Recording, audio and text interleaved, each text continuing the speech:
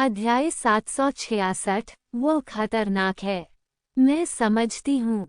तो श्राप से उसका यही मतलब था।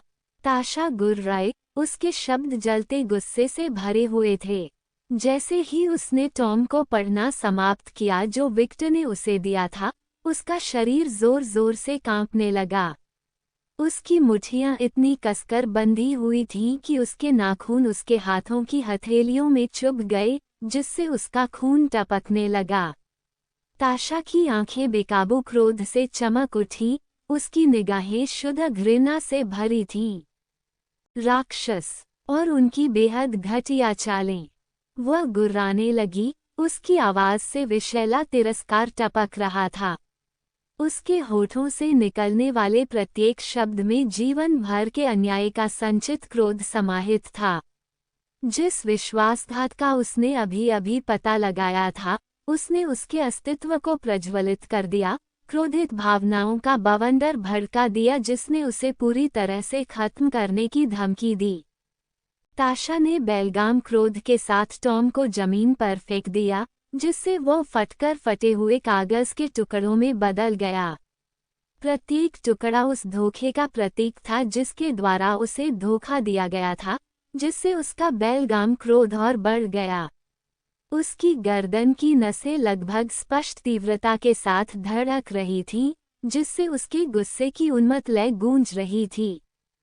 उसने एक गहरी सांस ली, अपने फेफड़ों में गर्म, भाप भरी हवा भरी, जैसे ही उसकी सांस एक भयंकर दहाड़ में बदल गई। उसका शरीर फटने की कगार पर था, उसके रास्ते में आने वाली किसी भी चीज पर क्रोध का तूफान आने वाला था। लेकिन क्रोध का वह तूफान तब नहीं आया जब उसे एहसास हुआ कि उसने क्या किया है। उसकी अभिव्यक्ति अनियंत्रित क्रोध से अत्यधिक चिंता में बदल गई।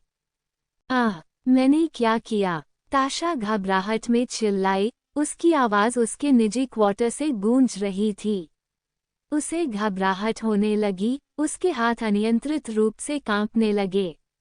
अपने जायज गुस्से में वो पूरी तरह से भूल गई थी कि उसके पास जो कुछ था वह कोई साधारण वस्तु नहीं थी बल्कि दूसरे राज्य के राजा द्वारा दी गई एक वस्तु थी, जिसने विशेष रूप से इसके महत्व के बारे में चेतावनी दी थी।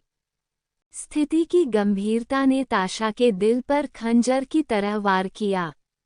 उसका शरीर, जो पहले क्रोध से भस्म हो गया था, अब एक नई भावना से भर गया, भय। उसे एहसास हुआ कि टॉम को नष्ट करके उसने एक शक्तिशाली सम्राट की इच्छा को चुनौती दी थी। इस प्रक्रिया में उसे तुच्छ जाना और खुद को अप्रत्याशित परिणामों के साथ टकराव के रास्ते पर डाल दिया। ताशा चिंता के उन्माद में आगे पीछे चलने लगी।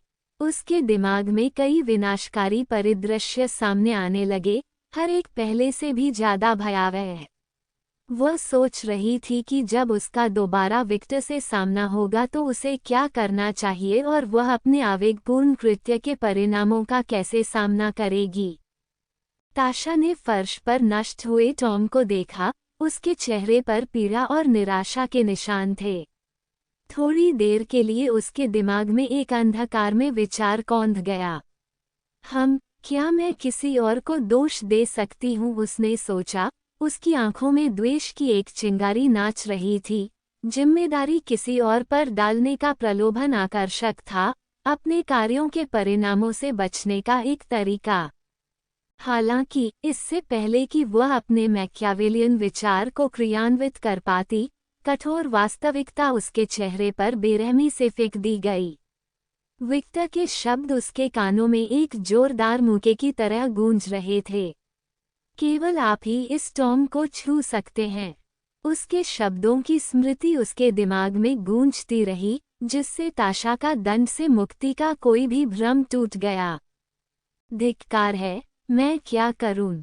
ताशा ने निराशा में कहा, उसकी आवाज पीड़ा और अनिश्चितता से भरी हुई थी। वो खोई हुई महसूस कर रही थी, उसे समझ नहीं आ रहा था कि इस अराजक परिदृश्य के सामने कौन सा रास्ता अपनाया जाए। जैसे ही सवाल हवा में गूंजा, कुछ असाधारण बातें सामने आने लगीं। ताशा की हतप्रभ आंखों के सामने एक अकथनीय घटना सामने आ गई। नष्ट हुआ टॉम, टुकड़ों में जमीन पर पड़ा हुआ, ऐसी चमकदार चमक छोड़ने लगा मानो कोई रहस्यमयी शक्ति उस पर काम कर रही हो। और फिर, मानो समय को पीछे की ओर घुमाते हुए, ताशा की चकित आंखों के सामने टॉम को पहुंचाई गई क्षति अपने आप ठीक होने लगी। प्रत्येक टुकड़ा निर्बाध रूप से जुड़ गया, फटे हुए पन्ने फिर से जुड़ गए, और टॉम ने उसके सामने खुद को फिर से बना लिया जैसे कि कुछ हुआ ही न हो। अपनी असमंजस की स्थिति में भी, ताशा ने टॉम के किनारे पर लाल रंग में चमकते हुए कई छोटे रून देखे। वे एक रहस्यमय ऊर्जा से स्पंदित होते प्रतीत हो रहे थे, जिससे हवा एक तीव्र आभा से भर रही थी। हालांकि, इससे पहले कि वह उनके महत्व को पूरी तरह से समझ पाती, रून्स अचानक गायब हो गए जैसे कि वे कभी अस्तित्व में ही नहीं थे।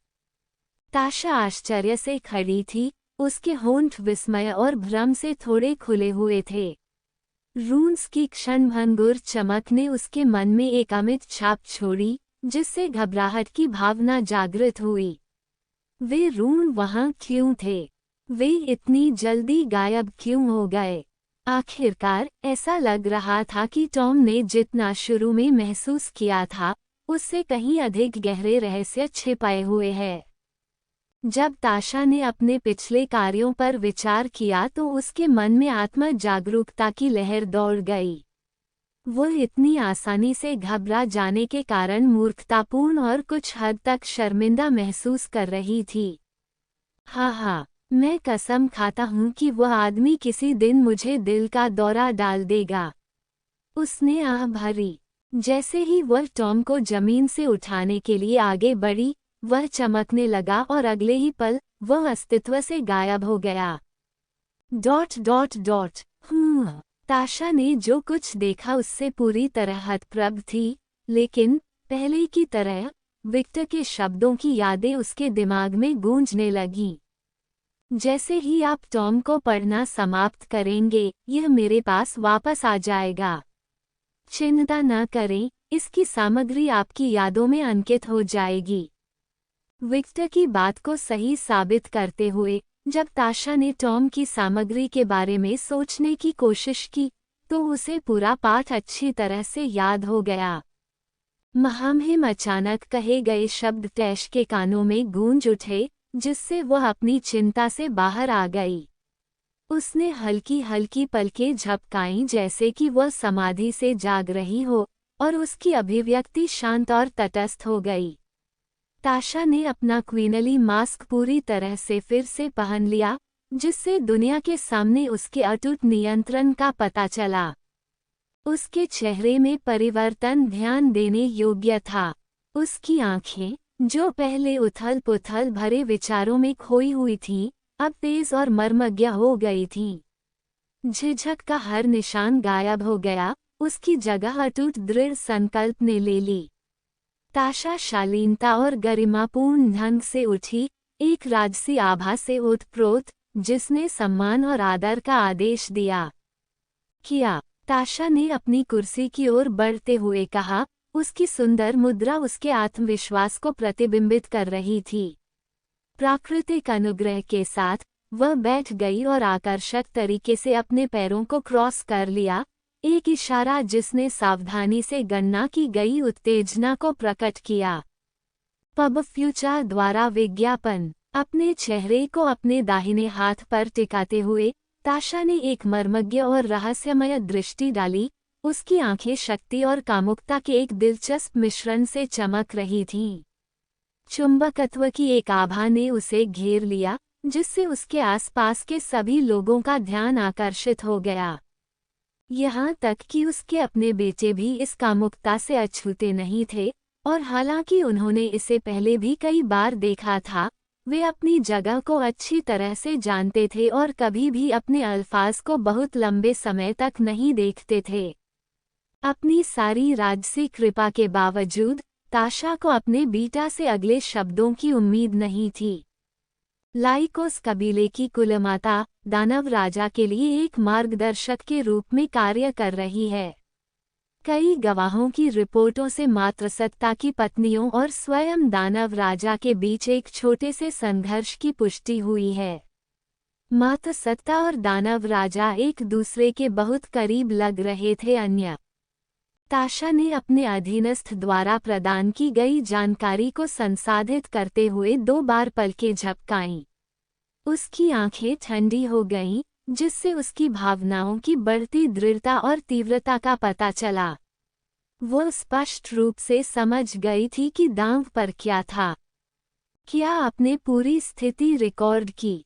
उसने दृढ़ता से पूछा।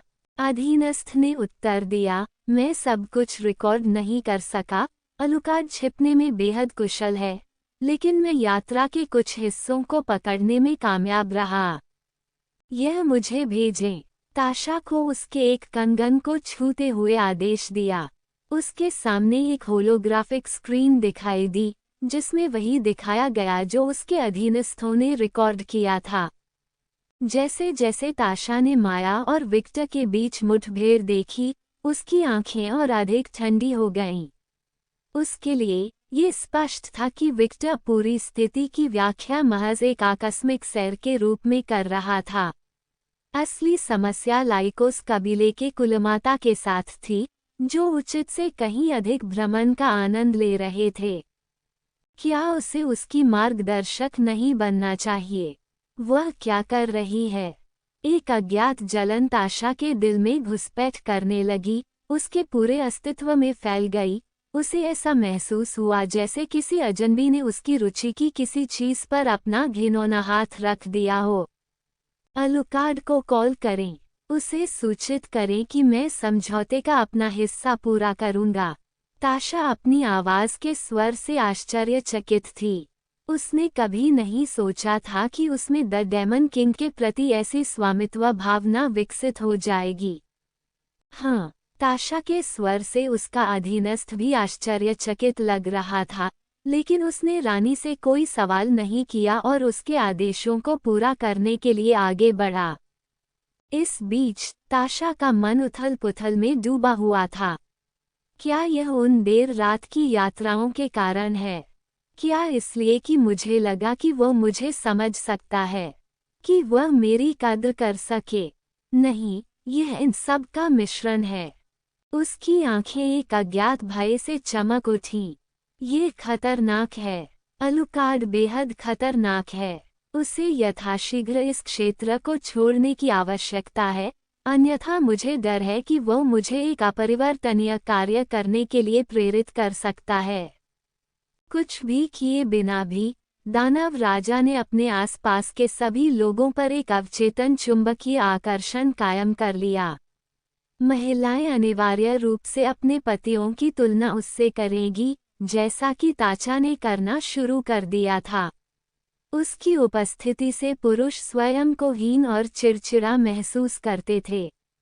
वो इस देश में जितने अधिक समय तक रहे, उतनी ही अधिक संभावना थी कि वो निष्क्रिय रूप से इसे अपनी छवि में आकार देंगे। और यह कुछ ऐसा था जिसे ताशा स्वीकार नहीं कर सकी। मुझे लगता है आपको एक नज़र डालनी चाहिए। अलुकार्ड को जाने की जरूरत है। उसके चेहरे पर स्पष्ट समाधान के साथ बोलने के बावजूद उसे आंतरिक संघर्ष महसूस हुआ। अगर वह चला गया, तो क्या मैं फिर कभी वो आनंददायक बातचीत नहीं कर पाऊंगा? ताशा ने अपने चेहरे पर उदासी भरे भाव के साथ सोचा। यह महसूस करने पर कि उसके दिमाग में क्या चल रहा था, ताशा ने अपनी आंखें चौड़ी की और उन विचारों को दूर करने की कोशिश करते हुए तेजी से अपना सिर हिलाया। तुम एक छोटी लड़की की तरह व्यवहार क्यों कर रही हो, ताशा? मुझे किसी ऐसे व्यक्ति की ज़रूरत नहीं है जो मुझे समझता हो, मुझे केवल अपनी और अपने परिवार की ज़रूरत है। हाँ, मुझे बस यही चाहिए। उसने दृढ़ संकल्प के साथ बात की, भले ही वह जानती थी कि वह थी खुद को धोखा दे रही है। ... हम विक्टर ने उत्सुकता से ऊपर देखा तो एक टॉम अचानक उसके सामने आ गया। क्या वह टॉम है जो आपने ताशा को दिया था? माया ने दिलचस्पी दिखाते हुए पूछा। हाँ, विक्टर ने सिर हिलाया। ऐसा लगता है कि उसने इसे पहले ही पढ़ लिया है। विक्टर ने टॉम उठाया और अपने बैग में रख लिया। माया ने बैग को दिलचस्पी से देखा। मैं वास्तव में उनमें से एक को अपने लिए चाहता हूँ, ये बहुत सुविधाजनक है। पब फ्यूचर द्वारा विज्ञापन। आप नाइटिंगेल में एक प्राप्त कर सकते हैं।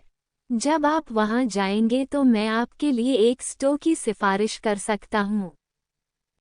माया की आंखें मनोरंजन से चमक उठीं। ऐसा लगता है जैसे आप निश्चित हैं कि मैं किसी समय नाइटिंगेल जाऊंगा। बेशक, आप करेंगे। आखिरकार, लियोना मेरे साथ नाइटिंगेल में रह रही है और आपके कबीले के लिए उसका बहुत महत्व है। माया की मुस्कान में हल्की सी कंपकंपी दौड़ गई। तुम सचमुच सब कुछ जानते हो, है ना, अलुकार्ड? विक्टर शरारती बिल्ली की तरह हंसा। मैं सब कुछ नहीं जानता, मैं केवल वही जानता हूँ जो मैं जानता हूँ।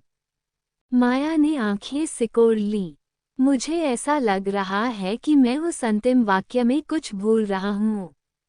अगर मैं आपको वहां ले जाऊं तो मैं आपको संदर्भ समझने में मदद कर सकता हूँ। विक्टर ने एक दुकान की ओर इशारा किया। विक्टर ने जिस दुकान की ओर इशारा किया था, माया ने उस दुकान की ओर देखा और उसे एक बहुत बड़ी दुकान दिखाई दी जो चित्रित पात्रों और विभिन्न प्रदर्शित पुस्तकों से भरी हुई थी। वह है। माया ने उस चिन्ह को देखा जिस पर स्टो का नाम लिखा था, एनीमे और मंगा को खरीदना और बेचना। मुझे याद है कि मेरे पोते और परपोते में से एक ने अतीत में इस बारे में बात की थी, लेकिन मैंने कभी नहीं इसे पढ़ने का मन हुआ। विक्टर ने सिर हिलाया। ऐसा लगता है कि वेयरवुल्व्स के बीच संस्कृति काफी समृद्ध है। विक्टर मनोरंजन में हंसा। लड़कियों को ये जगह बहुत पसंद आएगी।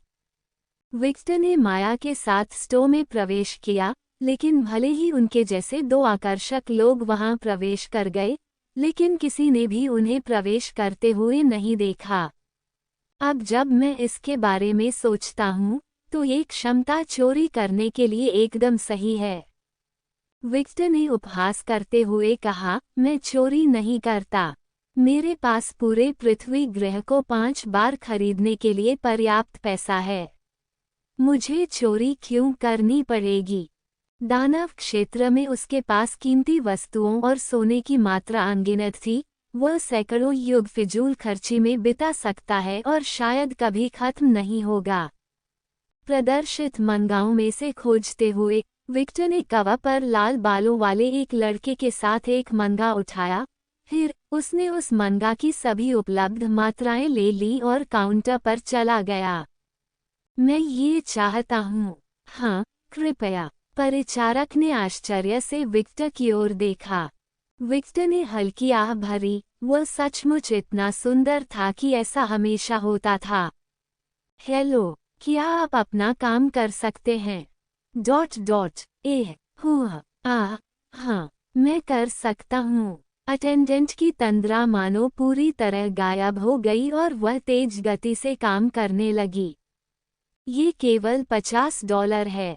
इतना सस्ता। क्या इसकी कीमत $100 या कुछ और नहीं होनी चाहिए थी? मैं आपको छूट दे रहा हूँ, सर। ओह, धन्यवाद। विक्टर अब थोड़ा समझ सका कि लिलिथ को कैसा महसूस हुआ था जब उसे सिर्फ उसकी शक के कारण छूट मिली थी। क्या मैं आपके साथ एक तस्वीर ले सकता हूँ? विक्टर ने लड़की के भावहीन चेहरे को देखा। बस इसका उपयोग अवैध उद्देश्यों के लिए न करें। उसका चेहरा थोड़ा लाल हो गया। मैं ऐसा नहीं करूंगी। शायद वह अंत में और भी अधिक शर्मिंदगी के साथ बुदबुदाए। आखिरी भाग न सुनने का नाटक करते हुए उन्होंने कहा, ठीक है, मैं आपके साथ एक तस्वीर लूंगा। अध्याय 767। अच्छा लड़का। उसका चेहरा थोड़ा लाल हो गया।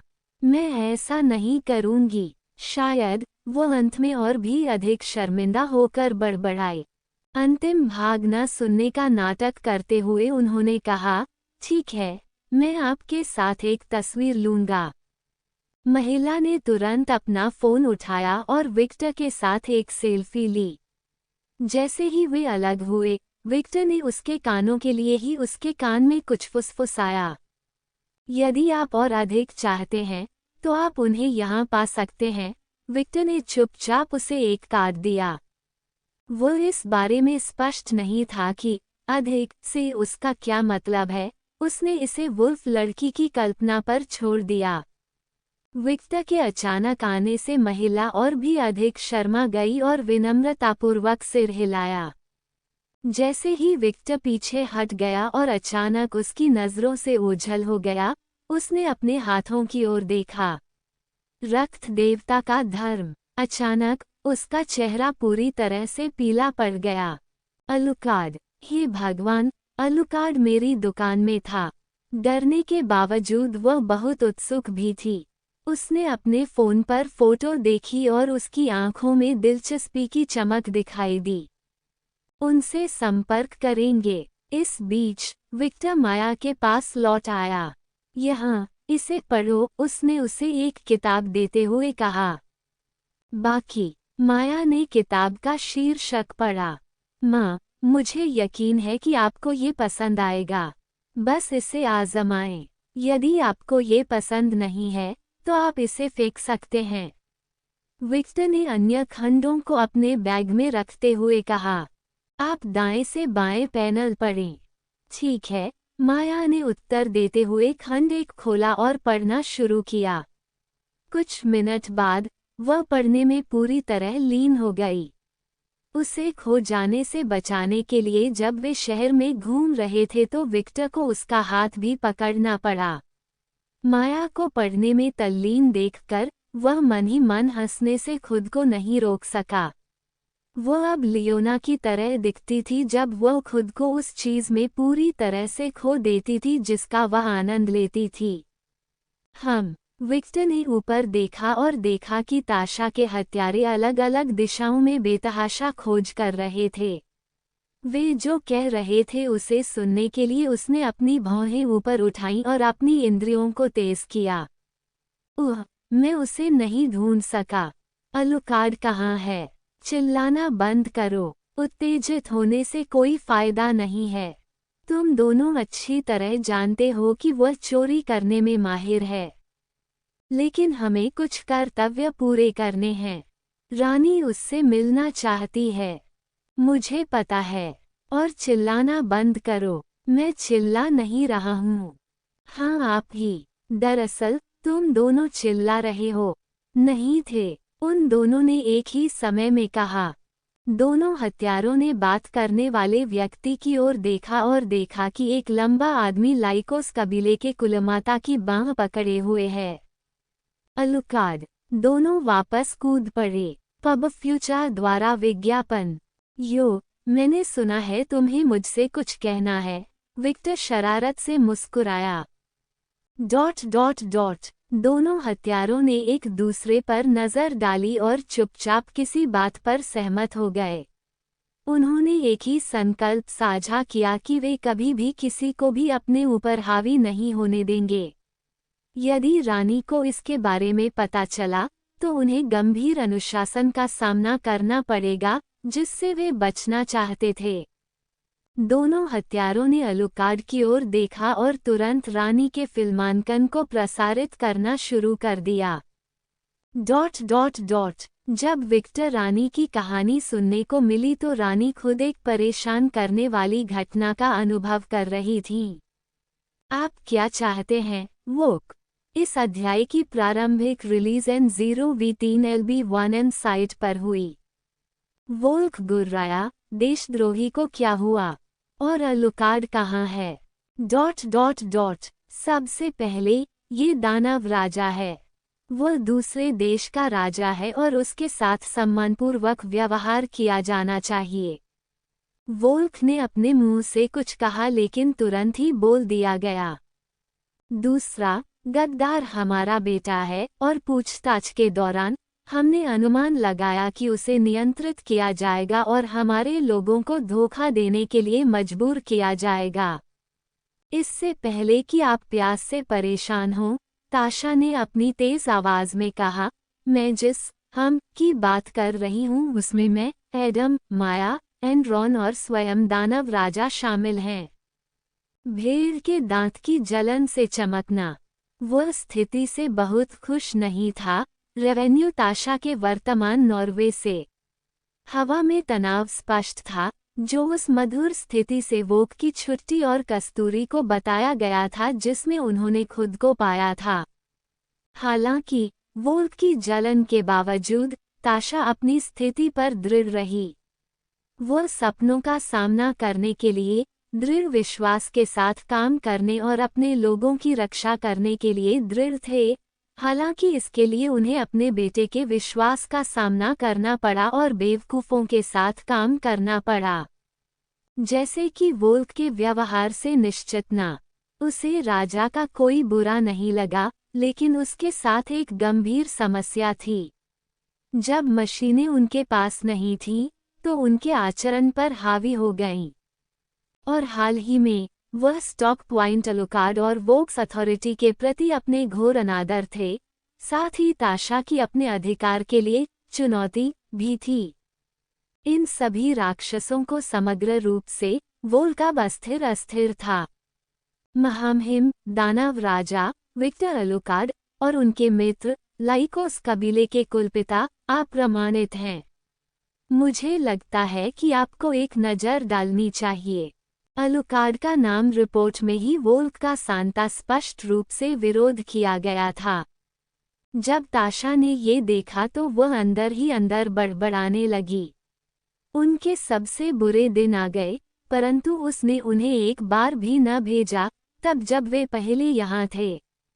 मैं उन्हें ले आऊंगी, ताशा ने कहा और वह शालीनता से खड़ी हुई और बाहर की ओर चली गई।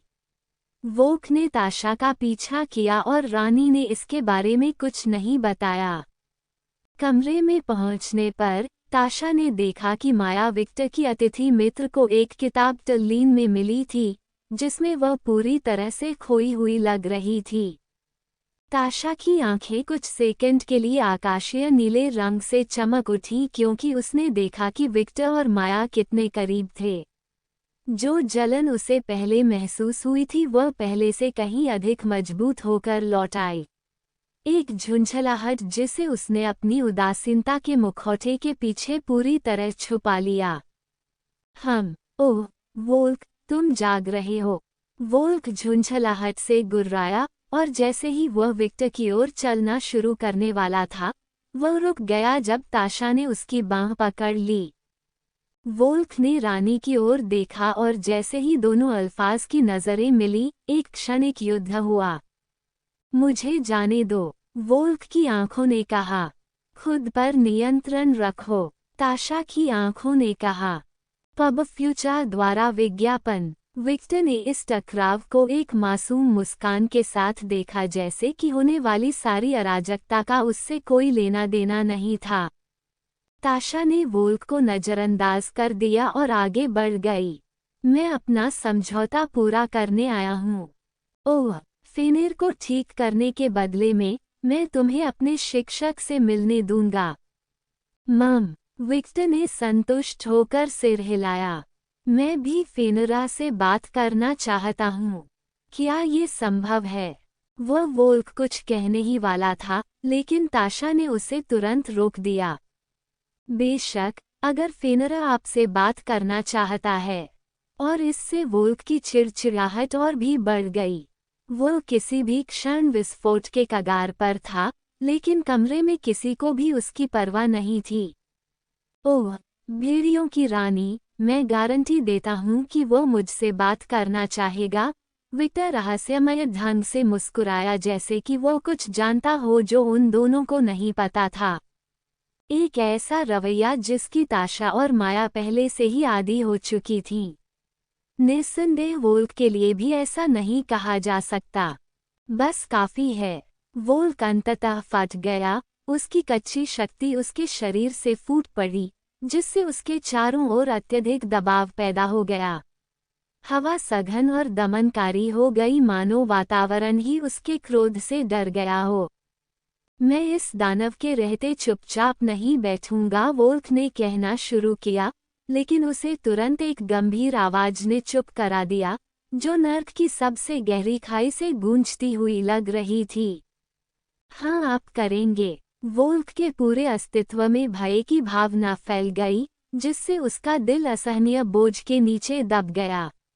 उसने खुद को थोड़ी दूरी पर बैठे दानव को घूरते हुए पाया, जिसका चेहरा कुछ विचित्र और भयावह हो गया था, जैसे कि सबसे गहरे दुर्स्वप्न में से निकला कोई प्राणी। ठंडे, क्रूर हाथों ने वोल्क के चेहरे को जकड़ लिया, जिससे उसे उस राक्षसी इकाई की रक्त लाल आंखों से मिलने के लिए मजबूर होना पड़ा। इसकी आंखें अथाह खाई थीं, जो सिहरन पैदा करने वाला अंधेरा और अंतहीन पीड़ा का वादा कर रही थीं।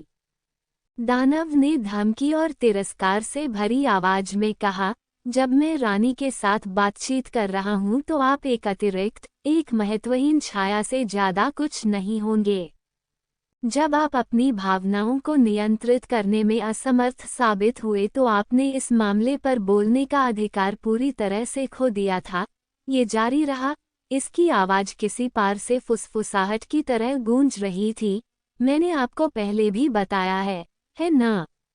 मत करो, मेरे मन में आपके लिए अब भी जो सम्मान है, उसका आखिरी कतरा भी खो दो।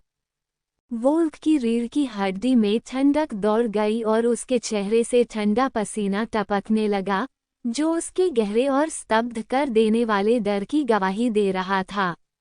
वो एक ऐसे प्राणी के सामने खड़ा था जो किसी भी वर्णन को अस्वीकार कर सकता था, जो सबसे गहरे और सबसे अपवित्र भय से परे था।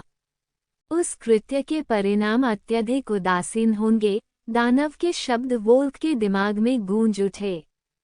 आप भेड़ियों के राजा हो सकते हैं, इस शहर के नागरिक आपको भगवान मान सकते हैं, लेकिन मेरी नज़र में आप कुछ भी नहीं हैं। वोल्क फेनरा, दानव ने एक टेढ़ी और क्रूर मुस्कान के साथ घोषणा की, जिससे वोल्क अवचेतन रूप से कांपता है और इस द्वेषपूर्ण इकाई के सामने अपने अस्तित्व की महत्वहीनता को मजबूत करता है।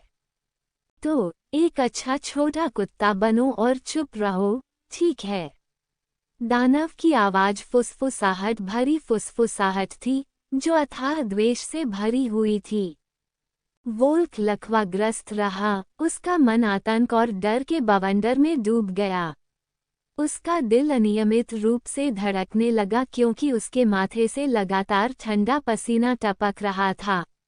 उसके अस्तित्व का हर रेशा उसके सामने भयानक दानव की उपस्थिति में जमे हुए लग रहा था। आतंक ने उसके विचारों पर आक्रमण कर दिया, जिससे उसके दिमाग में विचित्र और भयावह छवियां बन गईं। राक्षसी आकृति से निकलने वाले अंधेरे के सामने वह पूरी तरह से असहाय महसूस कर रहा था। डर ने उसके दिल में जड़ें जमा ली, उसके शरीर के हर हिस्से में घुस गया और उसके साहस और आंतरिक शक्ति को खत्म कर दिया। उसके कानों में फुसफुसाती दानव की आवाज़ एक भयानक गीत की तरह महसूस हुई, जो उसके दिमाग में उसकी अपनी तुच्छता की लगातार याद दिलाती हुई गूंज रही थी।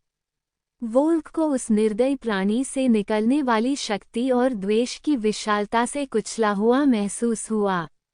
यह ऐसा था मानो पूर्ण बुराई की उपस्थिति में उसका अस्तित्व मात्र धूल में सिमट कर रह गया हो। वोल्क के भीतर एक मूक चीख गूंज उठी क्योंकि वह आत्मसंयम बनाए रखने के लिए आंतरिक रूप से संघर्ष कर रहा था। उसकी प्रत्येक प्रवृत्ति ने उसे भागने के लिए कहा, जितना संभव हो सके खुद को उस जीवित दुर्स्वप्न से दूर रखने के लिए कहा। आतंक शक्तिहीनता की अत्यधिक भावना से जुड़ा हुआ है, जिससे वोल्क कोई भी शब्द बोलने या कोई कार्रवाई करने में असमर्थ हो गया है। दानव ने अपने विकृत चेहरे और जलती आंखों के साथ अपने सभी बुरे सपनों को मूर्त रूप दिया। वोल्क ने उस अलौकिक सत्ता की प्रचंड शक्ति के सामने खुद को असहाय महसूस किया, जबकि आत्मविश्वास और बहादुरी की उसकी अपनी भावनाएं धुएं की तरह फीकी पड़ गईं। दानव द्वारा कहे गए प्रत्येक धमकी भरे शब्द के साथ वोल्क को ऐसा लगा मानो वह निराशा की खाई में डूब रहा हो। उस अलौकिक सत्ता के सामने अपनी स्वयं की तुच्छता और नाजुकता के एहसास ने उसके गहरे भय को और अधिक बढ़ा दिया, जिससे उसके पैर कांपने लगे और उसका शरीर दम घुटने वाली पीड़ा से भर गया। वोल्क ने शक्तिहीनता की एक भयानक भावना का अनुभव किया, ये जानते हुए कि वह अपनी समझ और नियंत्रण से परे एक ताकत के सामने खड़ा था। भय उसकी बुद्धि पर हावी हो गया और उसे दमनकारी अंधकार में घेर लिया। उसके विचार भ्रमित हो गए और उसकी इच्छाशक्ति विलीन हो गई, जिससे वह पूरी तरह से दानव की अंधेरी और भयावह इच्छा की दया पर निर्भर हो गया। पूर्ण आतंक के उस क्षण में वोल्क को एहसास हुआ कि वह अंधेरी सेनाओं के सामने मित्रता और निष्ठा रखता था जो उसकी समझ से परे मौजूद था। वह अपने ही डर का कैदी बन गया, दानव की भयानक पकड़ का विरोध करने या भागने में असमर्थ हो गया। आखिरकार वोल्क केवल दानव के शब्दों के उत्तर में डाब सिर हिला सकते थे। मैम, मैं चुप रहूंगा। राक्षस की मुस्कान संतुष्ट हो गई। अच्छा बच्चा। अध्याय 768 फेनरा। माया और ताशा ने तेज भावनाओं के मिश्रण का दृश्य देखा। विक्टर को वोल्क फेनरा को इतनी तेजी और आसानी से वश में करते हुए देखा गया। उन्हें अपने शरीर में एक तीव्रता का एहसास हुआ, एक साहिल अल्फा द्वारा शक्ति और नियंत्रण के प्रदर्शन के सामने एक जीवंत रोमांच। विशेष रूप से माया को अपने भीतर इच्छा की एक जलती हुई आपदा महसूस हुई। उसके आक्रमण से विक्टर से प्रभुता और श्रेष्ठता की वह आका के लिए गहरे दर्शन और एक अतृप्त प्यास से चमक उठी। वो उसकी साथ चाहती थी, सत्य साझा करना चाहती थी और उसकी इच्छा के प्रति समर्पित होना चाहती थी। दूसरी ओर ताशा को विक्टर की अपारदर्शिता को देखकर लगभग जुनूनी आकर्षण का अनुभव हुआ। उसे अनजाने में उसकी प्रति उसकी भक्ति की गति हो गई थी और वह अपने प्रभावशाली व्यक्तित्व की प्रति और भी अधिक आकर्षित महसूस करने लगी थी। इस दृश्य में ताशा ने विक्टर को वश में करने और उसकी रक्षा करने के लिए खुद को पूरी तरह से उसके सामने समर्पण करने की एक अनियंत्रित इच्छा जागृत कर दी। क्योंकि उसने कहा था कि यदि उसने ऐसा किया है तो भी वह उसे अपने वश में नहीं करना चाहता, वह उसके साथ ऐसा व्यवहार नहीं करना चाहता जैसे कि वह महत्वपूर्ण हो और वह अपनी मेहनत को महत्वपूर्ण बनाता है। एक शक्तिशाली प्रतिद्वंद्वी वोल्क को इतनी आसानी से उपेक्षा और नियंत्रण मिलता देख दोनों महिलाओं में खुशी और इच्छा का मिश्रण हो गया। विक्टर के प्रभुत्व के सामने वोल्क की तानाशाही ने माया और ताशा की कल्पनाओं को हवा दे दी। उस पल में वे विक्टर के अंधकार और लोमहर्षक पक्ष की ओर आकर्षित हुए। उनकी शक्ति और उनके अधिकार का विरोध करने वालों को उनकी क्षमता से वंचित किया गया। नहीं, ताशा ने कई बार अपना सिर इधर उधर हिलाया। उनका यह मूर्खतापूर्ण मस्तिष्क क्या सोच रहा था, वह ऐसा नहीं कर सकी। अपनी प्रवृत्ति पर नियंत्रण रखें, ताशा।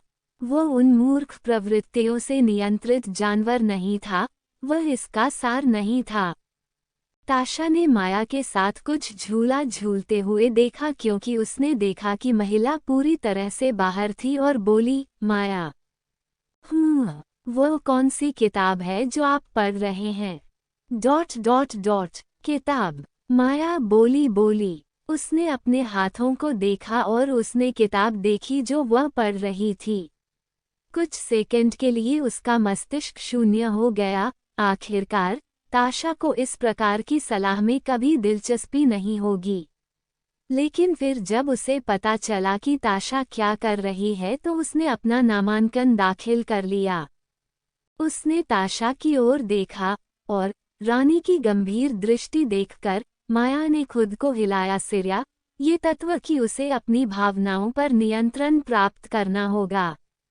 हालांकि विक्टर द्वारा वोल्क की वसीयत के दृश्य को देखते हुए समय माया को अपनी प्रवृत्ति और तीव्र प्रस्ताव के सामने अपने अंदर जनसंख्या अनिच्छा महसूस हुई जो उस पर हावी थी। उसे पता चला कि उसकी विचारधारा पर उसकी विचारधारा हावी हो रही थी। उन्हें नियंत्रित करने की आवश्यकता थी, लेकिन उनमें भावनाओं की भारी शक्ति को नियंत्रित करने के लिए संघर्ष करना पड़ा। एक संक्षिप्त क्षण के लिए माया ने उन अंधेरी इच्छाओं के सामने घुटने टेक दिए जिन्होंने उसे विक्टर की शक्ति और प्रभुत्व की ओर आकर्षित किया। हालांकि उसे तुरंत पछतावा हुआ और उसने अपनी प्रवृत्ति को हावी होने देने के लिए खुद को धिक्कारा। उसका चेतन मन नियंत्रण और तर्कसंगतता के लिए चिल्लाया, ये पहचानते हुए कि वह इन अनियंत्रित आग्रहों के सामने आत्मसमर्पण नहीं कर सकती। विक्टर ने खुद को एक मनोरंजक स्थिति में पाया। वह बस वोल्क को अपनी जगह पर रखना चाहता था ताकि उसे परेशान करने और उसके मामलों में हस्तक्षेप करने से रोका जा सके। हालांकि उनके साथ आई 2 महिलाओं की प्रतिक्रिया काफी दिलचस्प थी। ये वेयरवुल्व्स, वे काफी प्यासे हैं, है ना? विक्टर ने मजे से सोचा। उसने माया और ताशा के दृष्टिकोण को थोड़ा बहुत समझा। समझने में सरल तरीके से माया स्कैथा से मिलती जुलती थी। वह हमेशा श्रेष्ठ रही थी, उसे कभी कोई ऐसा व्यक्ति नहीं मिला जो वास्तव में उसकी रुचि रखता हो, कोई वास्तव में असाधारण हो। इस कारण से जब उसका सामना अपनी पोती के पति विक्टर से हुआ जो एक शक्तिशाली लेकिन अपनी पत्नियों के प्रति सौम्य और समझदार व्यक्तित्व वाला व्यक्ति था, तो माया दिलचस्पी लेने से खुद को नहीं रोक सकी। दूसरी ओर ताशा एक सक्षम महिला थी जिसे उस संस्कृति के कारण कभी महत्व नहीं दिया गया जिसमें वह रहती थी, जो दूसरों को अधीन करने पर आधारित थी। एक गौरवान्वित देवी के रूप में वह वोल्क के सामने कभी नहीं झुकेंगी। अनजाने में उसने तुलना की कि विक्टर ने अपनी पत्नियों के साथ कैसा व्यवहार किया और वोल्क ने उसके साथ कैसा व्यवहार किया, जिससे एक दरार पैदा हो गई जिसने उसकी भावनाओं को काफी जटिल बना दिया। विक्टर ने तटस्थ भाव से मुस्कुराते हुए अपना चेहरा दोनों महिलाओं की ओर घुमाया। क्या हम? हाँ, ताशा ने थोड़ा हकलाते हुए उत्तर दिया। उसने अपने शरीर पर नियंत्रण पाने के लिए गहरी सांस ली और अपनी रानी मुद्रा में लौट आई। ताशा अपने पति के पास से गुजरी, उसे पूरी तरह से नजरअंदाज करते हुए गलियारे की ओर चल दी। विक्टर ने ताशा का अनुसरण किया और उसके साथ चला गया। माया ने तुरंत वह मंगा हटा दिया जो वह पहले पढ़ रही थी और विक्टर के साथ जाने लगी। पूरी यात्रा के दौरान माया ने वोल्क की ओर कभी नहीं देखा, अब उसकी दृष्टि में केवल विक्टर ही मौजूद था। उसकी वृत्तियां पहले तीव्र थीं, पर अब उन्मत्त अवस्था में थीं। माया की उत्तेजना की गंध इतनी तेज थी कि इसने ताशा को भी परेशान कर दिया। परेशान होने के बावजूद ताशा ने शिकायत नहीं की, क्योंकि वह माया की प्रतिक्रिया को पूरी तरह से समझती थी। आखिरकार, हालांकि यह स्वीकार करना दर्दनाक था, उसे भी ऐसा ही महसूस हुआ। विक्टर ने ताशा में एक ऐसी भावना जगाई जो उसने कभी किसी अन्य पुरुष के साथ अनुभव नहीं की थी, एक ऐसी भावना जो इतनी तीव्र और गहरी थी कि वोल्क भी उसे जगा नहीं पाया था। ये शुद्ध और जुनूनी चाहत का एहसास था। उसे वास्तव में जाने की जरूरत है। यह आदमी कई मायनों में खतरनाक है। विक्टर की उपस्थिति एक अनूठे शहद की तरह थी जो अनजाने में ही उसके आसपास के सभी लोगों को आकर्षित करती थी। जितनी जल्दी हो सके विक्टर से छुटकारा पाने की अपनी इच्छा की पुष्टि करते हुए ताशा ने अपनी गति तेज कर दी। जब दोनों महिलाएं अपनी आंतरिक अराजकता का सामना कर रही थीं, विक्टर ने तटस्थता और मनोरंजन के साथ सब कुछ देखा। उनके पति कितने अयोग्य हैं कि वे मुझे इतना चाहते हैं। जब उसने वेयरवुल्व्स की रानी को देखा तो उसे आश्चर्य हुआ। अपने लंबे काले बालों के साथ कमर तक पहुंचते हुए ताशा ने एक आश्चर्यजनक उपस्थिति प्रदर्शित की। उसका सुडौल शरीर अविश्वसनीय ताकत के साथ कामुक आकृतियों का मिश्रण था। गहरे और आकर्षक पलकों ने उसकी गहरी और अभिव्यंजक पन्ना हरी आंखों को ढांक दिया, जो रहस्य और दृढ़ संकल्प का एक दिलचस्प मिश्रण व्यक्त करती थी। उसकी त्वचा दूध चॉकलेट के स्वादिष्ट रंग की थी, जो स्पर्श को आमंत्रित करती थी और प्राकृतिक चमक से ढकी हुई थी। प्रत्येक चिकने और स्त्रियोचित वक्र को परिभाषित मांसपेशियों और सिक्स पैक एब्स द्वारा उभारा गया था, जो स्वास्थ्य और ताकत के प्रति उनके समर्पण को दर्शाता है। ताशा कोमलता और शक्ति का एक आकर्षक संयोजन थी, एक सच्ची मिस्र की देवी का अवतार। प्राचीन मिस्र के परिधान पहने हुए, जटिल पैटर्न और प्रतीकों से सजी एक बहती हुई पोशाक, जो उसके शरीर के चारों ओर दूसरी त्वचा की तरह लिपटी हुई थी, उसने बीते युग की सुंदरता और परिष्कार को प्रदर्शित किया। उसकी कमर पर रत्नों से जड़ी एक सुनहरी बेल्ट द्वारा जोर दिया गया था, जो उसकी मूर्तिकला जैसी आकृति को उजागर कर रहा था।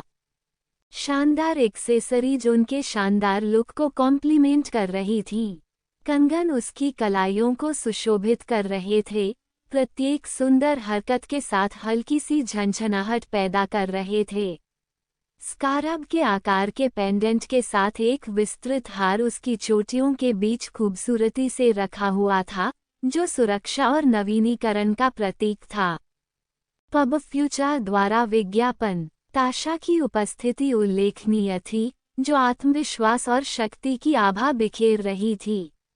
उसकी चाल आत्मविश्वासपूर्ण और सुरुचिपूर्ण थी, जैसे कोई रानी भीड़ के बीच चल रही हो।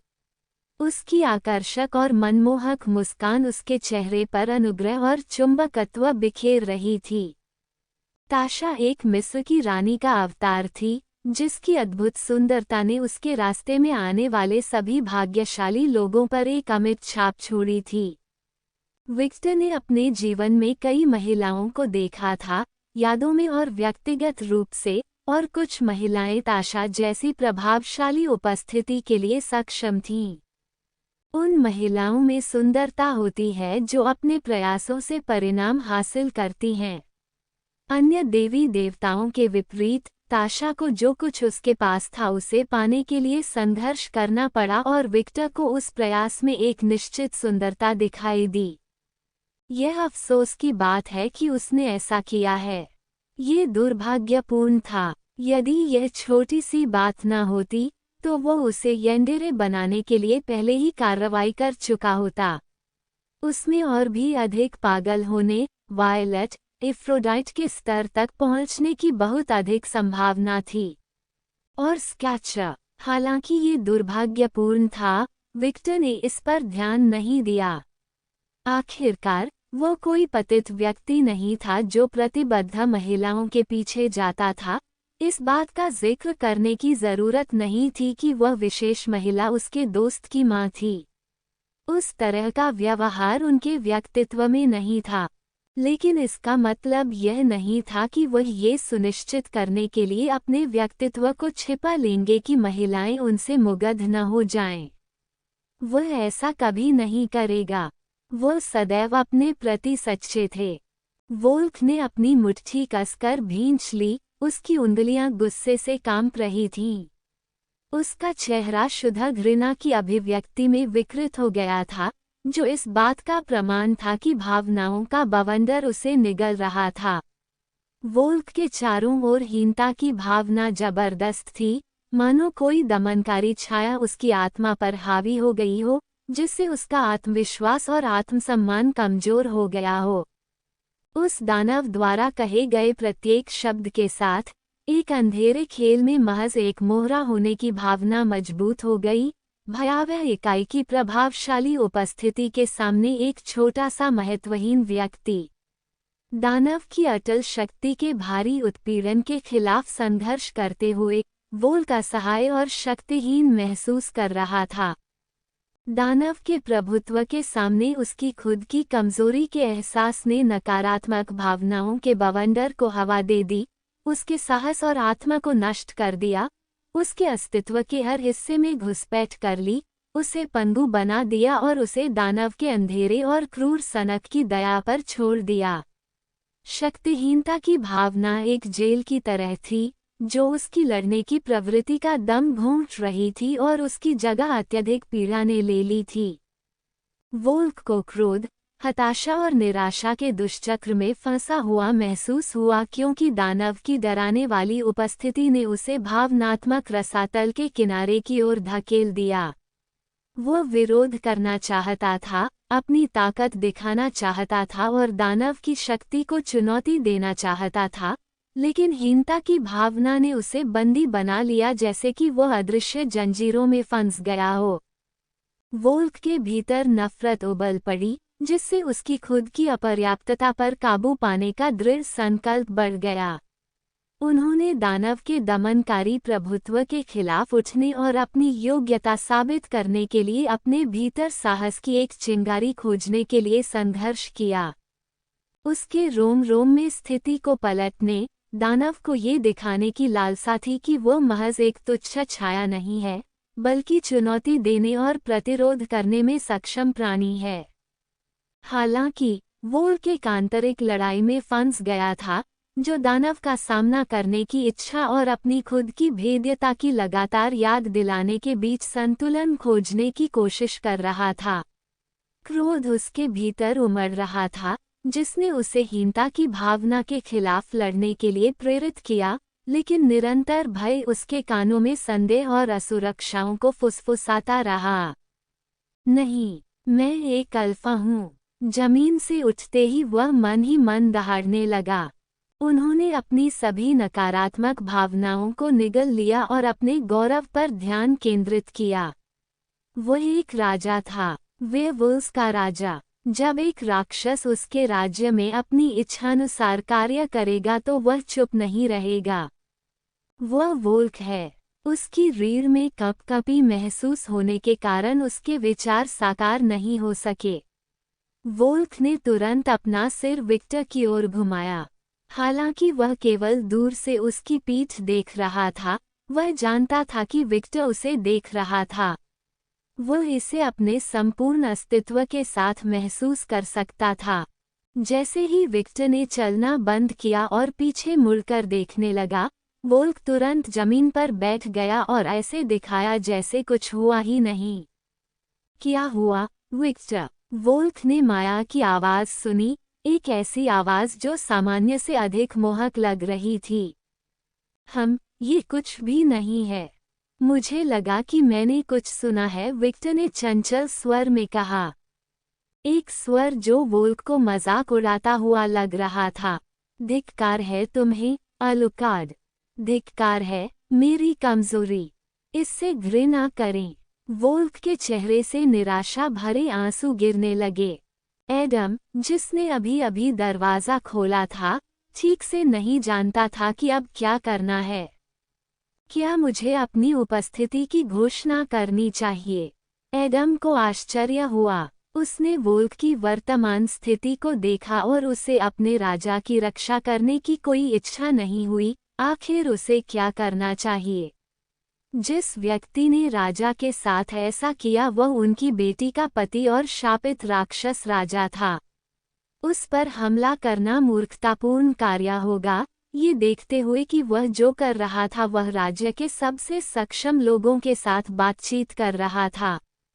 एक कारण था कि ताशा ही वह व्यक्ति थी जो हमेशा राष्ट्र की वार्ताओं को संभालती थी। वह अपने काम में बेहतर थी और यहाँ तक कि एडम ने भी इसे पहचाना। बिना किसी प्रतिक्रिया के होने के बावजूद एडम ये सोचने से खुद को नहीं रोक सका कि विक्टर को तुरंत इस ग्रह को छोड़ देना चाहिए।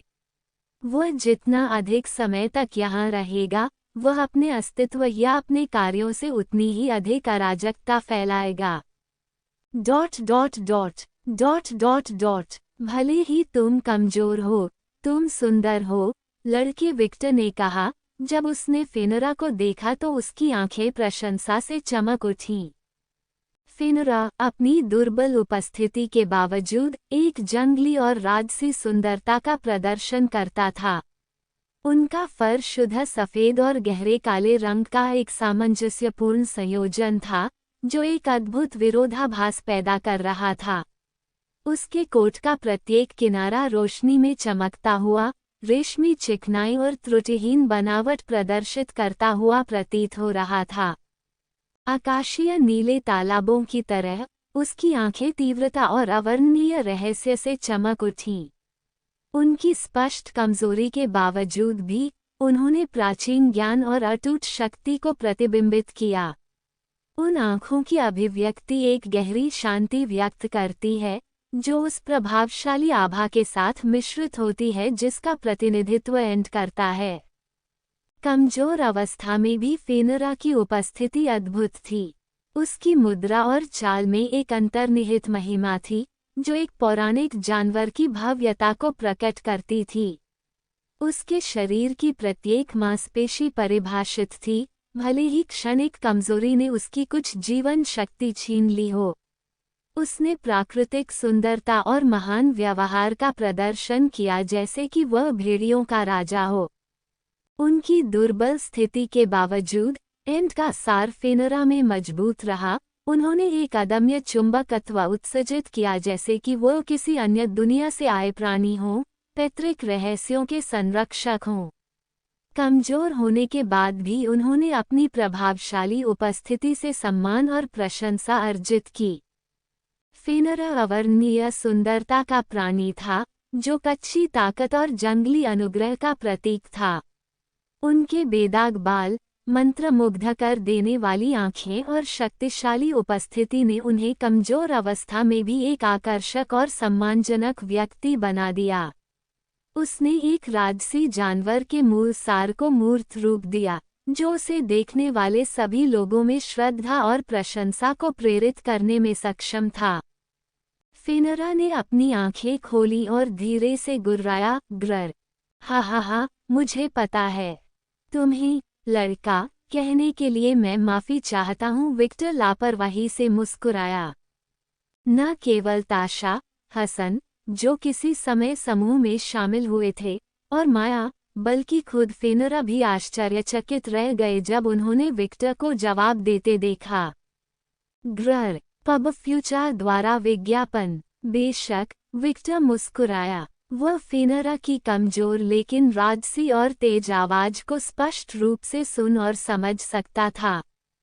कैसे? फेनरा ने पूछा। विक्टर रहस्यमय ढंग से मुस्कुराया। मान लीजिए कि मैं जानवरों की आत्माओं का प्रिय हूँ। ... एक दानव राजा जिसे आत्माएं प्यार करती हैं। माया ने आह भरी। संभव है कि मेरे लिए यह... विक्टर की प्रतिक्रिया ने माया को अवाक कर दिया। ... हा, मुझे आश्चर्य है कि मैं अब भी आश्चर्यचकित क्यों होती हूँ, ताशा ने आह भरी। पूरी बातचीत के दौरान विक्टर ने कभी भी फेनरा से अपनी नजरें नहीं हटाईं। भले ही वह कमजोर हो गया था, फिर भी वह जानवर से उत्पन्न खतरे को स्पष्ट रूप से महसूस कर सकता था।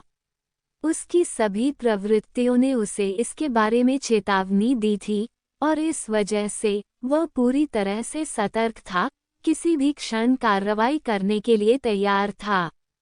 तो अंत का सामना करना ऐसा ही लगता है। इसमें कोई आश्चर्य नहीं कि ओडन फेनरा के डर से खुद को बर्बाद कर रहा है, विक्टर ने व्यापक रूप से मुस्कुराते हुए कहा।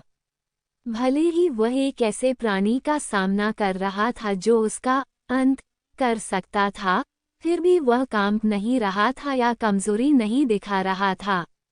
इसके बजाय वह लंबा और सीधा खड़ा था, जैसे कि कोई भी चीज उसे नीचे नहीं गिरा सकती। विक्टर फेनरा की ओर तैरने लगा। विक्टर के दृष्टिकोण को भांपते हुए फेनरा उठ खड़ा हुआ और दहाड़ता हुआ बोला, छोड़ो। अब जब वह खड़ा था, विक्टर द एपोकेलिप्स बीस्ट की पूरी राजसी महिमा देख सकता था। गौर करने वाली बात ये थी कि वह जो देख रहा था उससे वह काफी संतुष्ट था। फेनिर, वो यहाँ है। जब ताशा विक्टर की उपस्थिति का कारण बताने ही वाली थी, तो उस आदमी ने खुद ही उसके कपड़े ऊपर से पकड़कर उसे रोक दिया। ये ठीक है, ताशा। मैं नहीं चाहता कि वो मुझे करीब आने दे। मैं करीब आऊंगा। विक्टर ने अपनी शर्ट फाड़ दी, जिससे उसकी मांसल छाती दिखाई देने लगी। विक्टर ने खुली छाती की स्थिति में अपनी बाहें खोली और अपनी मांसपेशियों को मोड़ा, जिससे उसके शरीर के ऊपरी हिस्से की मांसपेशियां पूरी तरह से प्रदर्शित हो गईं। पीछे से देखने वालों को विक्टर की पीठ पर एक राक्षस का चेहरा देखने की छवि थी। प्रत्येक रेखा और वक्र, प्रत्येक छाया और समोच्च मिलकर एक परेशान करने वाला प्रतिनिधित्व बनाते हैं। दानव की आंखें द्वेष से चमकती हुई प्रतीत हुई, उसका मुंह एक परपीराक मुस्कान में बदल गया। छवि ने शक्ति और प्रभुत्व की एक अस्थिर भावना व्यक्त की, जैसे कि विक्टर की पीठ में एक सच्ची राक्षसी आत्मा सन्निहित हो। स्तब्ध दर्शक कांपने से खुद को नहीं रोक सके। विक्टर की पीठ पर राक्षसी चेहरे का दृश्य उनके मन पर एक अमिट छाप छोड़ गया, एक अमिट छाप जिसने आकर्षण और बेचैनी का मिश्रण पैदा कर दिया। यह ऐसा था मानो नरक ने ही विक्टर के शारीरिक स्वरूप पर अपनी छाप छोड़ दी हो। माया सबसे पहले अपनी स्तब्धता से बाहर निकली। विक्टर की वर्तमान स्थिति उसकी आंखों के लिए बेहद सुखद थी, लेकिन अब वह उस पर ध्यान केंद्रित नहीं करेगी, बल्कि उसके द्वारा पहले बोले गए शब्दों पर ध्यान केंद्रित करेगी। ...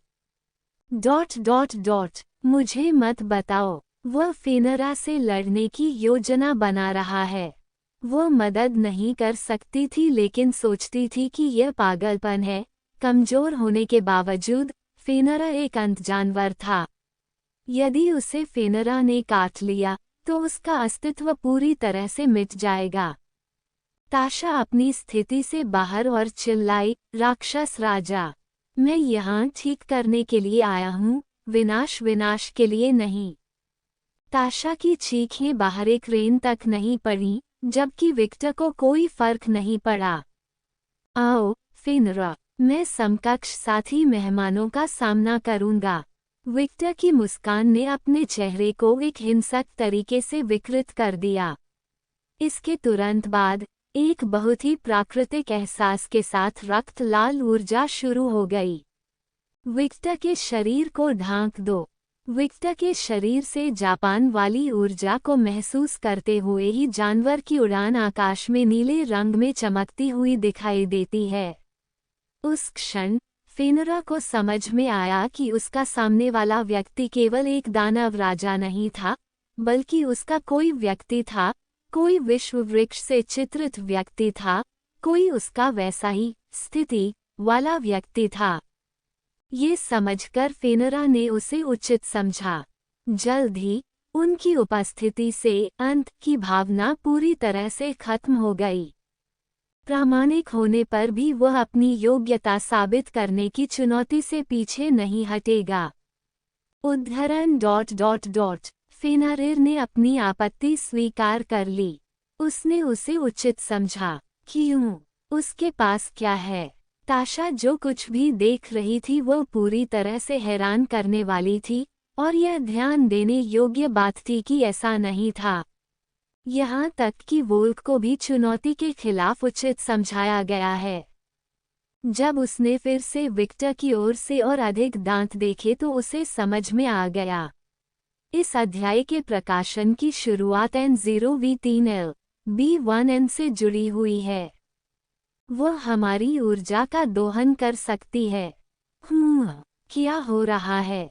ताशा अब बेहद उलझन में थी।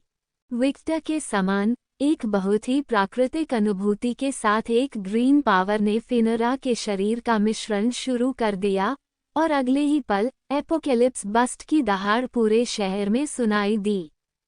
चप्पू जिसने एक को सभी के अनुभव को माफ कर दिया। हा, मैं इसी का इंतजार कर रहा था। फेनरा विक्टर को उसके ओर लपका में चाकू मारने की कोशिश की गई। अपनी किस्मत को परखने की चाहत न रही, विक्टर ने फेनरा के हमलों को चकमा दे दिया।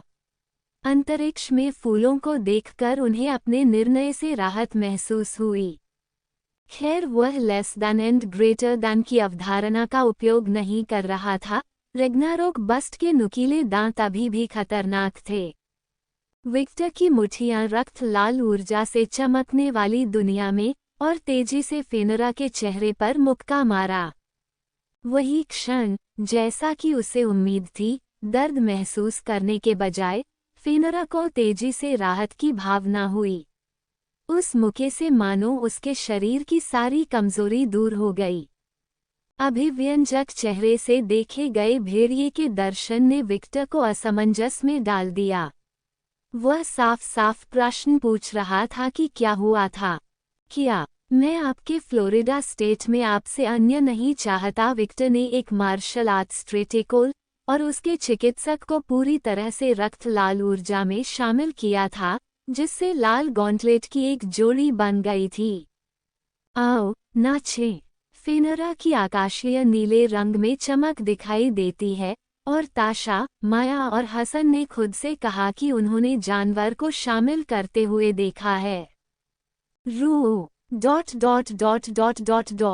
अध्याय 769 फेनरा 2 एक दहाड़ के जिसने पूरे शहर और आसपास के क्षेत्र में एक गहन वैज्ञानिक भय पैदा कर दिया।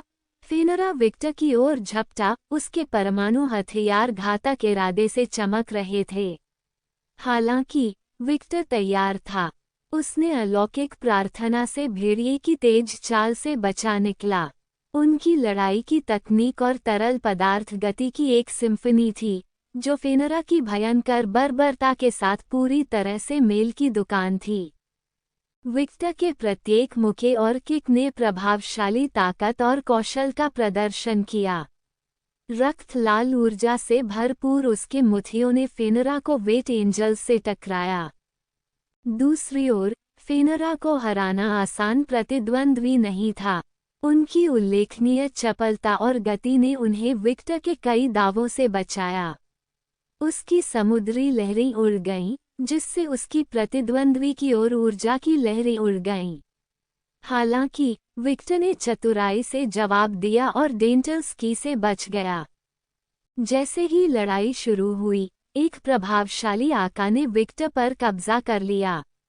वह रक्त लाल ऊर्जा के साथ पूर्ण सामंजस्य में लग रहा था, जिसने उसे घेर लिया था, एक औषधि वाला और चुंबकीय व्यक्ति बन गया। उनके दृढ़ निश्चयात्मक और कट्टर संबंध को चित्रित किया गया है, जो उनके अंतर्मन में निहित होने वाली प्राकृतिक शक्ति के साथ गहरे संबंध को चित्रित करता है। फेनरा, बदले में, प्रकृति की एक शक्ति थी। उनकी राजसी और जंगली उपस्थिति ने सम्मान और भय पैदा किया। जब वह दृढ़ संकल्प के साथ लड़ रहा था तो उसकी मांसपेशियां विकसित हुई और शक्ति और चपलता के साथ कारोबार हुआ। बस मैं क्या देख रहा हूँ? ताशा ने की अजीब टिप्पणी। ताशा को विश्वास ही नहीं हो रहा था कि वह क्या देख रही है। किसी भी समान स्तर पर और पूरी तरह से निहत्थे लक्ष्य फेनरा से लड़ रहा था। ऐसा उसके लिए प्रभाव उत्पादक होता है।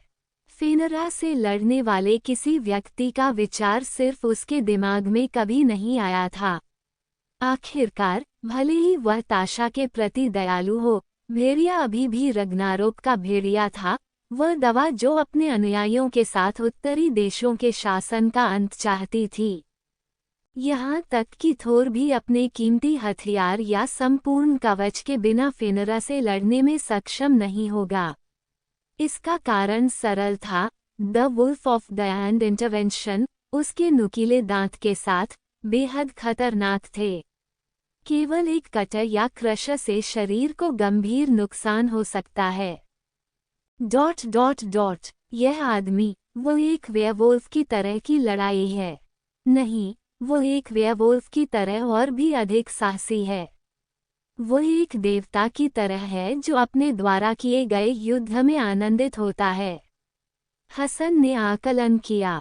माया ने फेनरा और विक्टर के बीच की लड़ाई की प्रशंसा और उत्साह के मिश्रण के साथ देखा। उसके अभ्यस्त दानव राजा पर टिकी थी, जबकि उसके अंदर कई तरह की भावनाएं प्रवाहित हो रही थीं। विक्टर के लिए माया की मान्यता प्राप्त थी। उन्होंने अपने साहसिक साहस, अपनी लड़ाई की क्षमता और जिस तरह से बिना पीछे हटे प्रभावशाली दिखने वाली झलक का सामना किया, वह आश्चर्यचकित कर देने वाला था। विक्टर के हर शक्तिशाली कदम ने माया के मन में सम्मान की गहरी भावना जगा दी, जिससे उसकी शक्ति और दृढ़ संकल्प से मोहित हो गया। हालांकि माया की प्रशंसा में और भी कुछ था, एक अजीब कलाकारी, एक आकर्षण जो तर्क द्वारा सीमाओं को पार कर जाता है। विक्टर की शक्ति, उसकी भव्य उपस्थिति और उसके रहस्यमय आहा से आकर्षण का एहसास हुआ। यह एक उत्साह था जिसने उसे अज्ञात के किनारे पर धकेल दिया था, एक लौ जो उसके अंदर के अंगों से जल रही थी। माया ने कहा था कि ये भावनाएं खतरनाक थीं। वह स्वयं को उसकी प्रति आकर्षित होने की प्रस्तुति, उसके चारों ओर व्याप्त अवसाद की प्रतिकृति करने के परिणामों से अचंभित थी। हालांकि इस जागरूकता ने इस पौधे के आकर्षण की चमक को बढ़ा दिया, इसके आकर्षण को बढ़ा दिया। ... वह है। माया ने जोर से निगल लिया जैसे बहुत प्यासी हो। वह अविश्वसनीय है। जबकि उनकी चमकदार दिव्य राक्षसी विक्टर टिकी ऑर्किड पर, माया इन शत्रुता को नियंत्रित करने के लिए आंतरिक रूप से संघर्ष करती रहती है।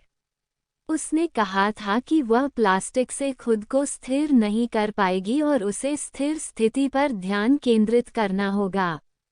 लेकिन यह एक कठिन लड़ाई थी, क्योंकि विक्टर ने ताकतवर ताकतों और उपस्थिति के साथ क्लॉक जारी रखा था, जिसने उसकी ललक को जंगली बना दिया था। वह अभी उस आदमी को अपने लिए चाहती थी। माया, तुम ऐसा नहीं कर सकती। वह एक क्षण कबीले की स्थिरता को खतरे में डाल देवी, ताशा ने कठोर वास्तविकता बोली। माया ने सिर हिलाया। मुझे पता है, लेकिन उसने धीरे से अपने पैर में रांधे, अपनी मूठ की केट और विक्टर को घूर कर देखा। इसका विरोध करना कठिन है। पब फ्यूचर द्वारा विज्ञापन। मैं आर्किटेक्चर हूँ। हालांकि ताशा अपने पशु पक्ष से इतनी जुड़ी नहीं थी, फिर भी वह एक ऐसी महिला थी जिसे मजबूत पुरुष पसंद करते थे। विक्टर को देखकर, जिसे उसने कुछ दिनों के दौरान एक निश्चित रुचि विकसित की थी, वह उस व्यक्ति के साथ समान स्तर पर था, जिसका वह सबसे अधिक सम्मान करता था। उसकी इच्छा में आग जल उठी। फेनरा और विक्टर के बीच हमले और जवाबी हमले तेज और दबाव वाले एक प्रभावशाली क्रम में सामने आए। प्रत्येक हिट के साथ एक गगनभेदी ध्वनि गूंजती थी, जो जंगल में गूंजती थी और दर्शकों को भावनाओं के उन्माद में डूबा देती थी, जिसे वे वास्तव में समझ नहीं सकते थे। फेनरिर ने अपने वाइल्ड एम्ब्रोज का आरोप लगाया, उसके फ्लोरिडा विक्टर की त्वचा को फ्लोचाने की कोशिश कर रहे थे। हालांकि दानव राजा अलौकिक चपलता, अपने क्षेत्र में सहज और वंचित होने के कारण वुल्फ के हमले से बच गए। जवाब में विक्टर ने कई शक्तिशाली हमले किए। रक्त लाल ऊर्जा से भरी उनकी मुट्ठियां फेनरा के बालों से टकराईं, जिससे ऊर्जा का विस्फोट हुआ जिसने उनके चारों ओर सब कुछ नष्ट कर दिया।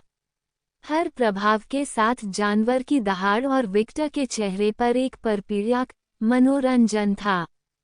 जैसे ही फेनरा और विक्टर के बीच लड़ाई शुरू हुई, उनके शक्तिशाली हमलों से क्रूर बल और मुक्त ऊर्जा ने आसपास के वन पर्यावरण पर कहर बरपाना शुरू कर दिया। विशाल पेड़ उखड़ गए, जबकि शाखाएं और पत्तियां प्रचंड तूफान में कंफेदी की तरह हवा में उछल गईं।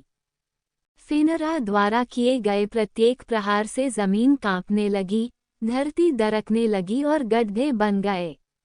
उसके शक्तिशाली पंजों के प्रभाव से जमीन में दरारें पड़ गईं, जो घुमावदार नसों की तरह फैल गईं। रग्नारोक का भेड़िया जहां भी गया विनाश के निशान छोड़ गया, जो उसके क्रोध और शक्ति का एक अमिट निशान था। दूसरी ओर विक्टर भी पीछे नहीं था। रक्त लाल ऊर्जा से भरे उसके घूंसे और लातें विनाश का मार्ग छोड़ गए।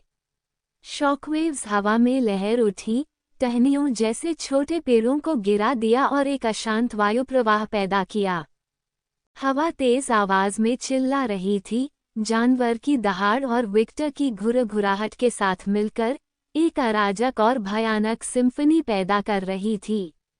जंगल, जो कभी शांति और जीवन का अभयारण्य था, युद्ध के मैदान, अराजकता और विनाश के दृश्य में तब्दील हो रहा था। ऊर्जा की लहरें हरी भरी वनस्पतियों से टकराईं, हवा को चीरते हुए पेड़ों को प्रज्वलित किया और उन्हें धधकती मशालों में बदल दिया। आग की तेज लपटें टकरावों और प्रभावों की आवाज के साथ मिश्रित हो गईं, जिससे एक भयानक दृश्य पैदा हुआ। वे जानवर जो कभी जंगल में रहते थे, अपने घरों से भाग गए, उनकी आवाजें निराशा में गूंज रही थीं। पक्षियों ने झुंडों में उड़ान भरी, जबकि स्तनधारी आश्रय की तलाश में भागे। जंगल में जो शांत वातावरण था, उसकी जगह पूरी तरह तबाही ने ले ली है। लड़ाई के केंद्र में फेनरा और विक्टर ने अपने पास मौजूद सभी चीजों के साथ लड़ाई लड़ी, उनके क्रोध के कारण आसपास के वातावरण पर पड़ने वाले परिणामों की परवाह किए बिना। प्रत्येक आरोप, प्रत्येक प्रहार ने उस परिदृश्य पर अपनी छाप छोड़ी जो तेजी से एक उजाड़ दृश्य में परिवर्तित हो रहा था। जैसे ही विनाश ने दोनों सेनानियों को घेर लिया, विक्टर और फेनरा अराजकता के केंद्र में बने रहे, एक दूसरे को तीव्रता से घूरते रहे। विक्टर की आंखों में, लगभग उन्मत्त खुशी के साथ मिश्रित, एक स्पष्ट सम्मान चमक उठा। उसके चेहरे पर परमानंद और संतुष्टि का मिश्रण था, एक भाव जो पागलपन की हद तक था। हा हा हा हा, विक्टर की हंसी पूरे क्षेत्र में गूंज उठी, जिससे हवा में पागलपन का स्वर भर गया। यह एक जोरदार और तीखी हंसी थी, जो अनियंत्रित उत्साह से भरी हुई थी। उसके हाथ उसके पेट पर ऐसे दब गए मानो युद्ध का आनंद उस पर पूरी तरह हावी हो गया हो। विक्टर के लिए ये लड़ाई सिर्फ शारीरिक टकराव से कहीं अधिक थी। यह एक परमानंद था जिसने उन्हें शक्ति और स्वतंत्रता की अनुभूति कराई। उसने अपने चारों ओर हुए विनाश, जानवर की दहाड़ और उसके तथा फेनरा द्वारा किए गए घातक नृत्य का आनंद लिया।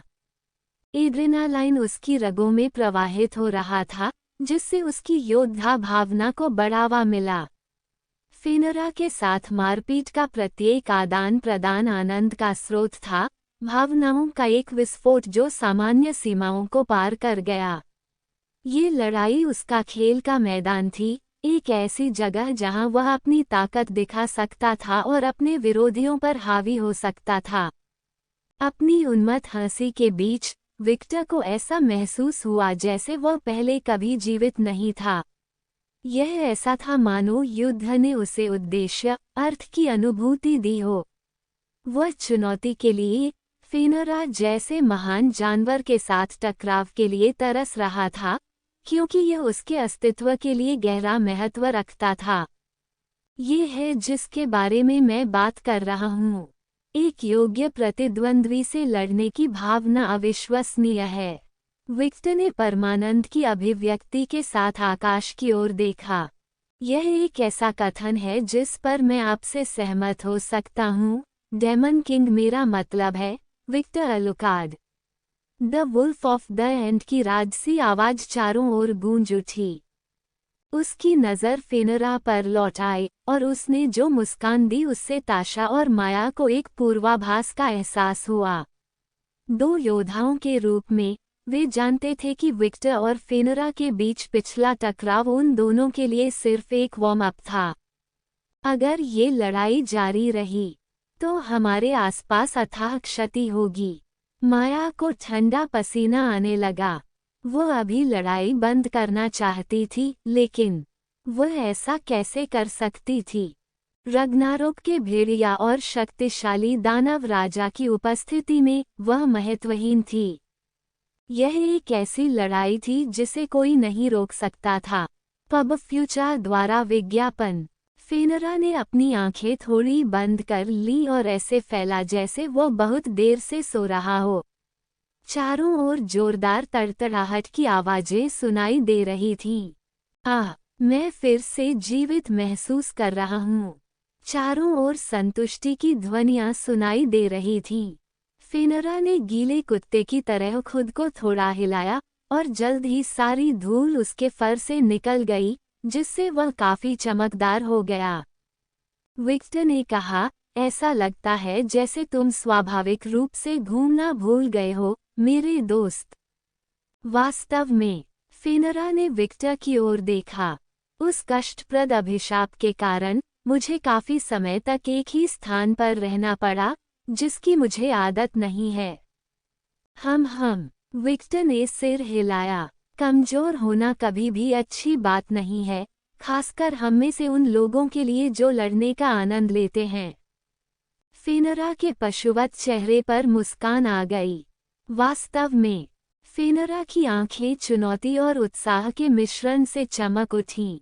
विक्टर के विरुद्ध लड़ाई ने उसके जंगली स्वभाव में अधिक कार्रवाई, अधिक टकराव की अतृप्त भूख जगा दी थी। रग्नारोक का भेड़िया विक्टर की दुर्जय शक्ति के खिलाफ अपनी ताकत को चुनौती देने के लिए, अपनी सीमाओं का परीक्षण करने के लिए उत्सुक था। दूसरी ओर, विक्टर ने शुद्ध उत्साह की अभिव्यक्ति के साथ फेनरा को देखा। उनकी परपीड़क मुस्कान उनके चेहरे पर छाई रही, जिससे उनके सामने आने वाली लड़ाई के प्रति लगभग अस्वास्थ्यकर खुशी का पता चल रहा था। रक्त लाल ऊर्जा उसके शरीर में स्पंदित होती रही, जिससे उसकी युद्ध की प्यास बढ़ती रही। क्या आप और अधिक के लिए तैयार हैं, फेनरा? विक्टर ने ताना मारा, उसकी आवाज खतरनाक उत्साह से भरी थी। आइए इस नृत्य को, मनुष्य और जानवर की इस सिम्फनी को जारी रखें। फेनरा ने जवाब में गुर्राया, उसके पंजे प्रभावशाली चपलता के साथ हिल रहे थे। वो अगले हमले की तैयारी कर रहा था, उसकी दिव्य नीली आंखें विक्टर पर टिकी हुई थीं। उसकी निगाहों में एक ज्वलंत दृढ़ संकल्प चमक रहा था, अपनी ताकत और श्रेष्ठता साबित करने की एक अदम्य प्यास। यह अध्याय मूल रूप से N012BJN के माध्यम से साझा किया गया था। दोनों विरोधियों ने एक दूसरे पर आरोप प्रत्यारोप लगाए, हमले और टाल मटोल का सिलसिला जारी रखा। प्रत्येक गतिविधि तेज और घातक थी, प्रत्येक हमले में वर्चस्व की होड़ कर रहे दो जानवरों की जंगली ऊर्जा का उपयोग किया गया था। जब वे शक्तिशाली प्रहार कर रहे थे तो उनके पैरों के नीचे से धरती कांप उठी। उनकी मुट्ठियों और पंजों के प्रभाव से सदमे की लहरें पैदा हुईं जो आसपास के वातावरण में गूंज गईं, जिससे धूल और मलबे के बादल उठ गए। युद्ध के प्रकोप से विशाल वृक्ष उखड़ गए और धराशायी हो गए। जंगल विनाश के अराजक दृश्य में बदल गया, मलबा हवा में उड़ रहा था और आग की लपटें मलबे के बीच नाच रही थीं। तत्वों की दहाड़, फेनरा की दहाड़ और विक्टर की उन्मत्त हंसी के साथ मिलकर एक गगनभेदी कोलाहल पैदा कर रही है। हा, बस इतना ही। और अधिक। माया और ताशा ने लड़ाई को प्रशंसा और चिंता के मिश्रण से देखा। उनके चारों ओर विनाश की भयावह थी, फिर भी वे युद्ध की तीव्रता से मंत्रमुग्ध हुए बिना नहीं रह सके। निषिद्ध उत्तेजना और विक्टर के स्थान पर रहने की उत्कट इच्छा से माया के भीतर विरोधाभासी भावनाएं बढ़ीं। इस बीच फेनरा और विक्टर के बीच लड़ाई चरम बिंदु पर पहुंच गई। उनकी गतिविधियां तेज और उग्र हो गईं, उनके हमले अधिक तीव्र और निरंतर हो गए। दोनों अपनी श्रेष्ठता साबित करने के लिए सब कुछ जोखिम में डालकर अपनी सीमा से आगे बढ़ने को तैयार थे। उनके चारों ओर की भव्य आभा हर गुजरते पल के साथ बढ़ती गई और उन्हें शक्ति के एक अनियंत्रित प्रभामंडल में ढक देती गई। उनके प्रहारों के प्रभाव से जमीन हिल गई और वातावरण उनकी लड़ाई की बिजली से कांप उठा। ऐसा लग रहा था मानो उनके आसपास की दुनिया ढहने की कगार पर है, जो द डेमन किंग और द लेजेंडरी बीस्ट के बीच महाकाव्य टकराव का कारण बन रही है। अचानक दोनों योद्धा एक दूसरे से अलग हो गए।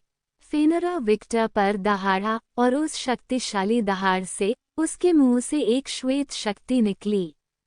रोआ! विक्टर की आंखें चौड़ी हो गईं, उसकी अंतरात्मा खतरे के बारे में चिल्लाने लगी और बिना सोचे समझे रेड लाइटिंग ने उसके शरीर को घेर लिया क्योंकि वह तेजी से हमले से बच गया। जैसे ही विक्टर जमीन पर गिरा और फेनरा की दहाड़ से हुए विनाश को देखा, उसकी पीठ से ठंडा पसीना बह निकला और उसकी आंखों में और भी अधिक तीव्र उत्तेजना चमक उठी। इसका कारण फेनरा के उस हमले ने उसके रास्ते में आने वाली हर चीज को पूरी तरह से मिटा दिया। हाँ, मिटा दिया गया। हर चीज को अस्तित्व से इस तरह मिटा दिया गया मानो वह पहले कभी अस्तित्व में ही न हो। कितनी खतरनाक शक्ति है। विक्टर ने फेनरा की ओर देखा और जानवर के चेहरे पर मुस्कान देखी, एक ऐसा चेहरा जो कह रहा था वह कैसा रहेगा। बिल्कुल सटीक। फेनरा एक उत्साहित बच्चे की तरह था जो अपने दोस्त को अपना पसंदीदा खिलौना दिखा रहा था। पफ, हा हा हा हा हा। विक्टर और भी अधिक हंसी, इस बार केवल मनोरंजन के लिए। तथ्य यह है कि जिस जानवर से सभी भिक्षुओं में एक बच्चे की तरह हास्य की भावना शामिल थी, विक्टर के लिए अत्यधिक मनोरंजक था। आखिरकार वह स्वयं फेनरा के समान था। हाँ, वो शैली बहुत अच्छी थी। वह देखने से नहीं रह सका।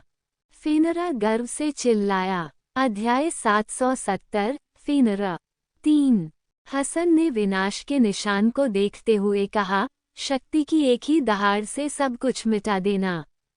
यह उन प्राणियों की शक्ति है जो अंत की अवधारणा रखते हैं।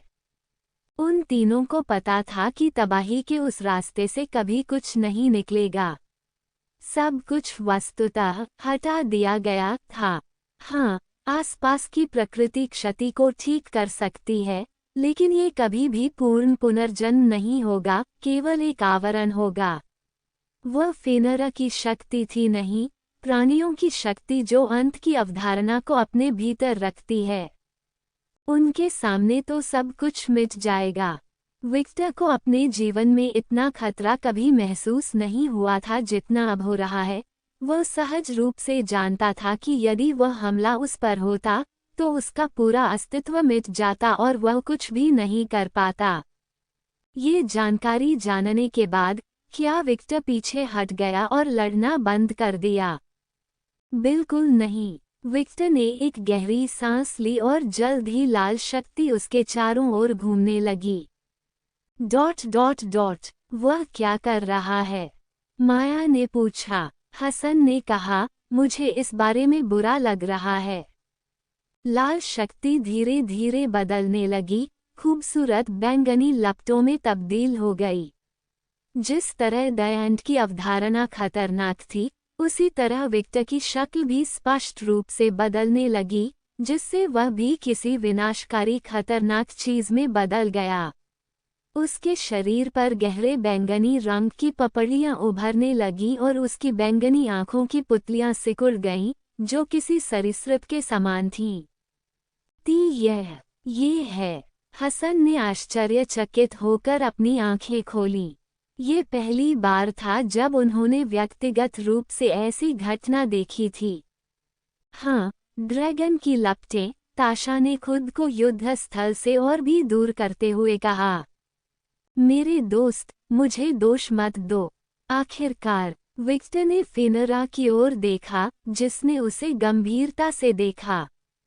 आपने इसे शुरू कर दिया। विक्टर की बैंगनी लपटें शक्ति के एक विशाल स्तंभ में बदल गईं जिसे दूर से भी देखा जा सकता था।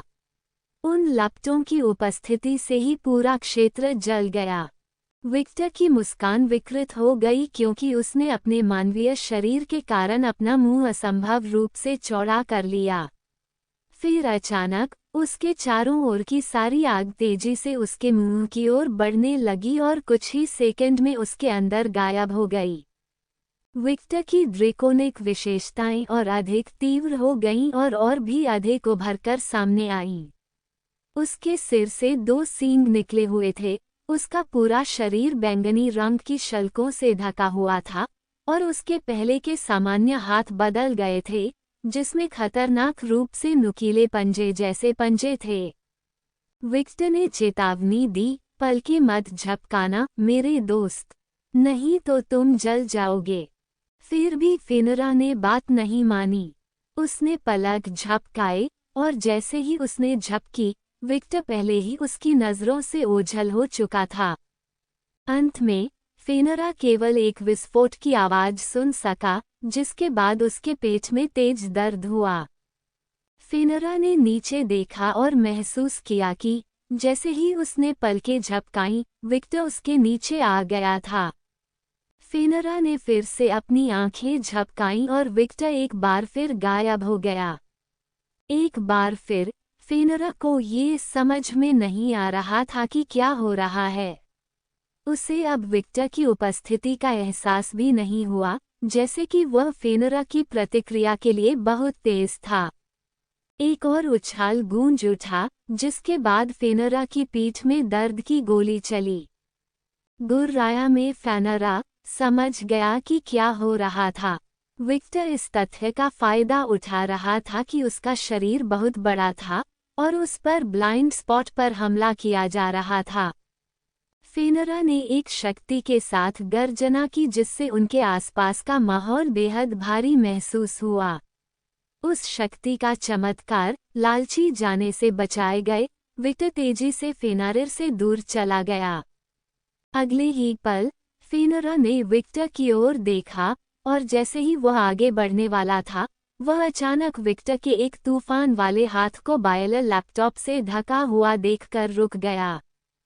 फेनरा को एक सहज खतरा महसूस हुआ और उसने उस पर हमला करते हुए उसे छकामा देते हुए तेजी से पीछे छलांग लगा दी। उनका निर्णय सही साबित हुआ। जैसे ही वह दूर चले गए, वायलट फायर में एक विशाल का समुद्री डाकू दिखाई दिया जहां फेनरा था।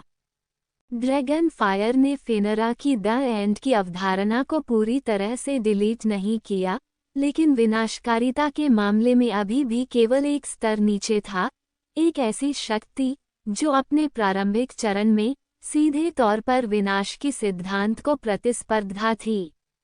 हालांकि फेनारिर के अंत की अवधारणा थी, लेकिन ये केवल उसका आंतरिक भाग और उसके शिकार पर लागू होता था। उनके बाहरी हिस्सों में वह अवधारणा नहीं थी जो उन्हें उन दावों से बचा सके जो उन्हें नष्ट कर सकते थे।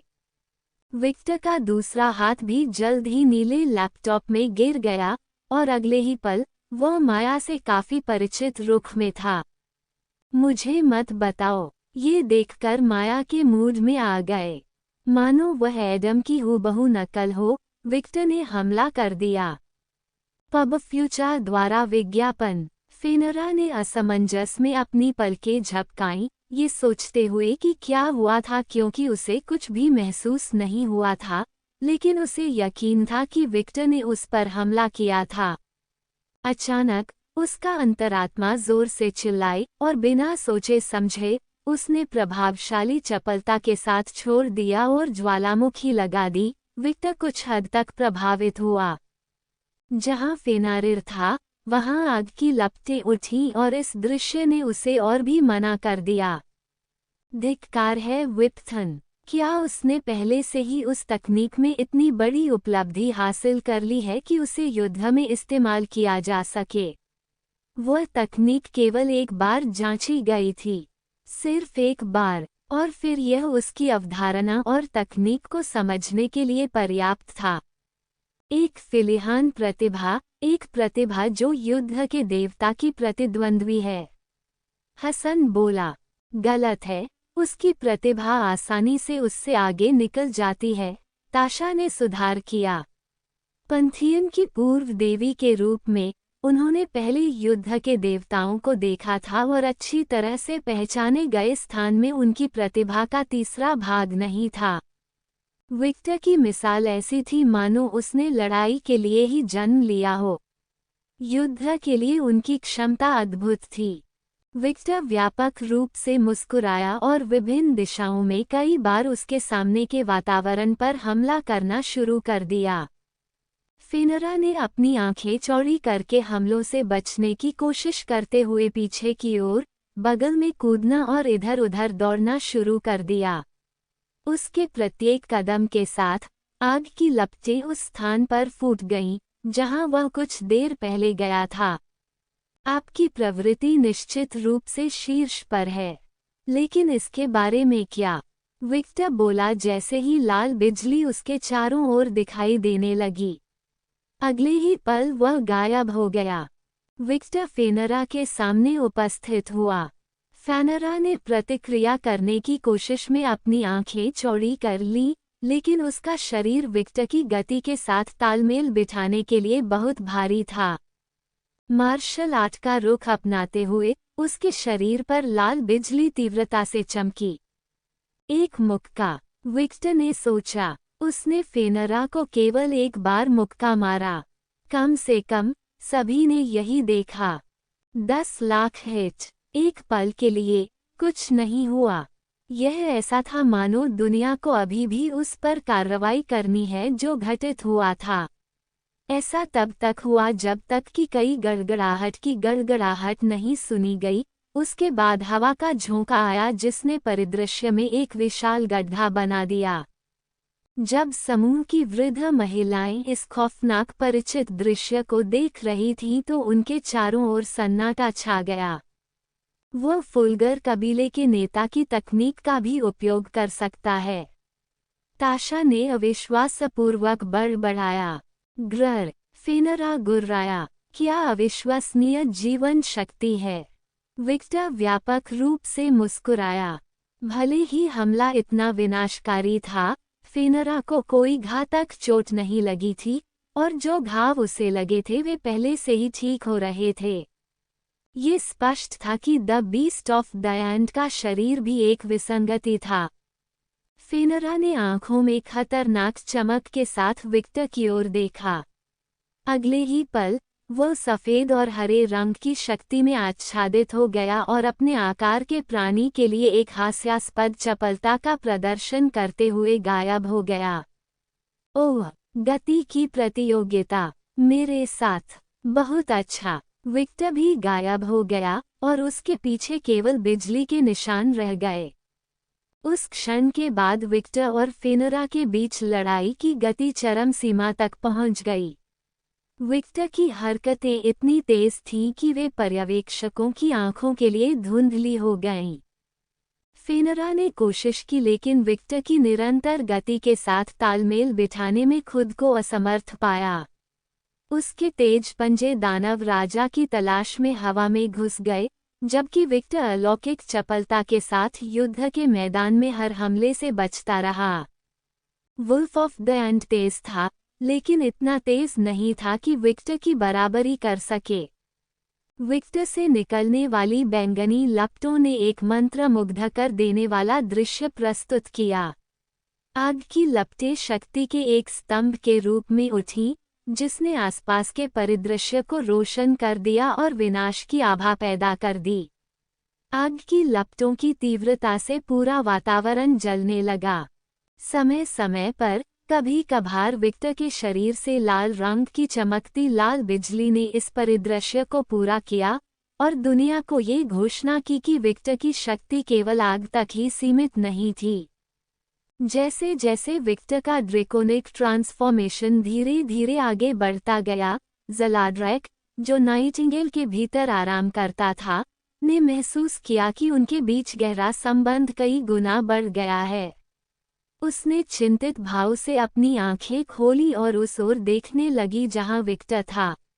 यहाँ तक कि उसे शारीरिक रूप से देखे बिना भी उनके बीच का बंधन इतना मजबूत था कि वह स्थिति की गंभीरता को समझ सकती थी। हमारा बंधन गहरा हो गया है।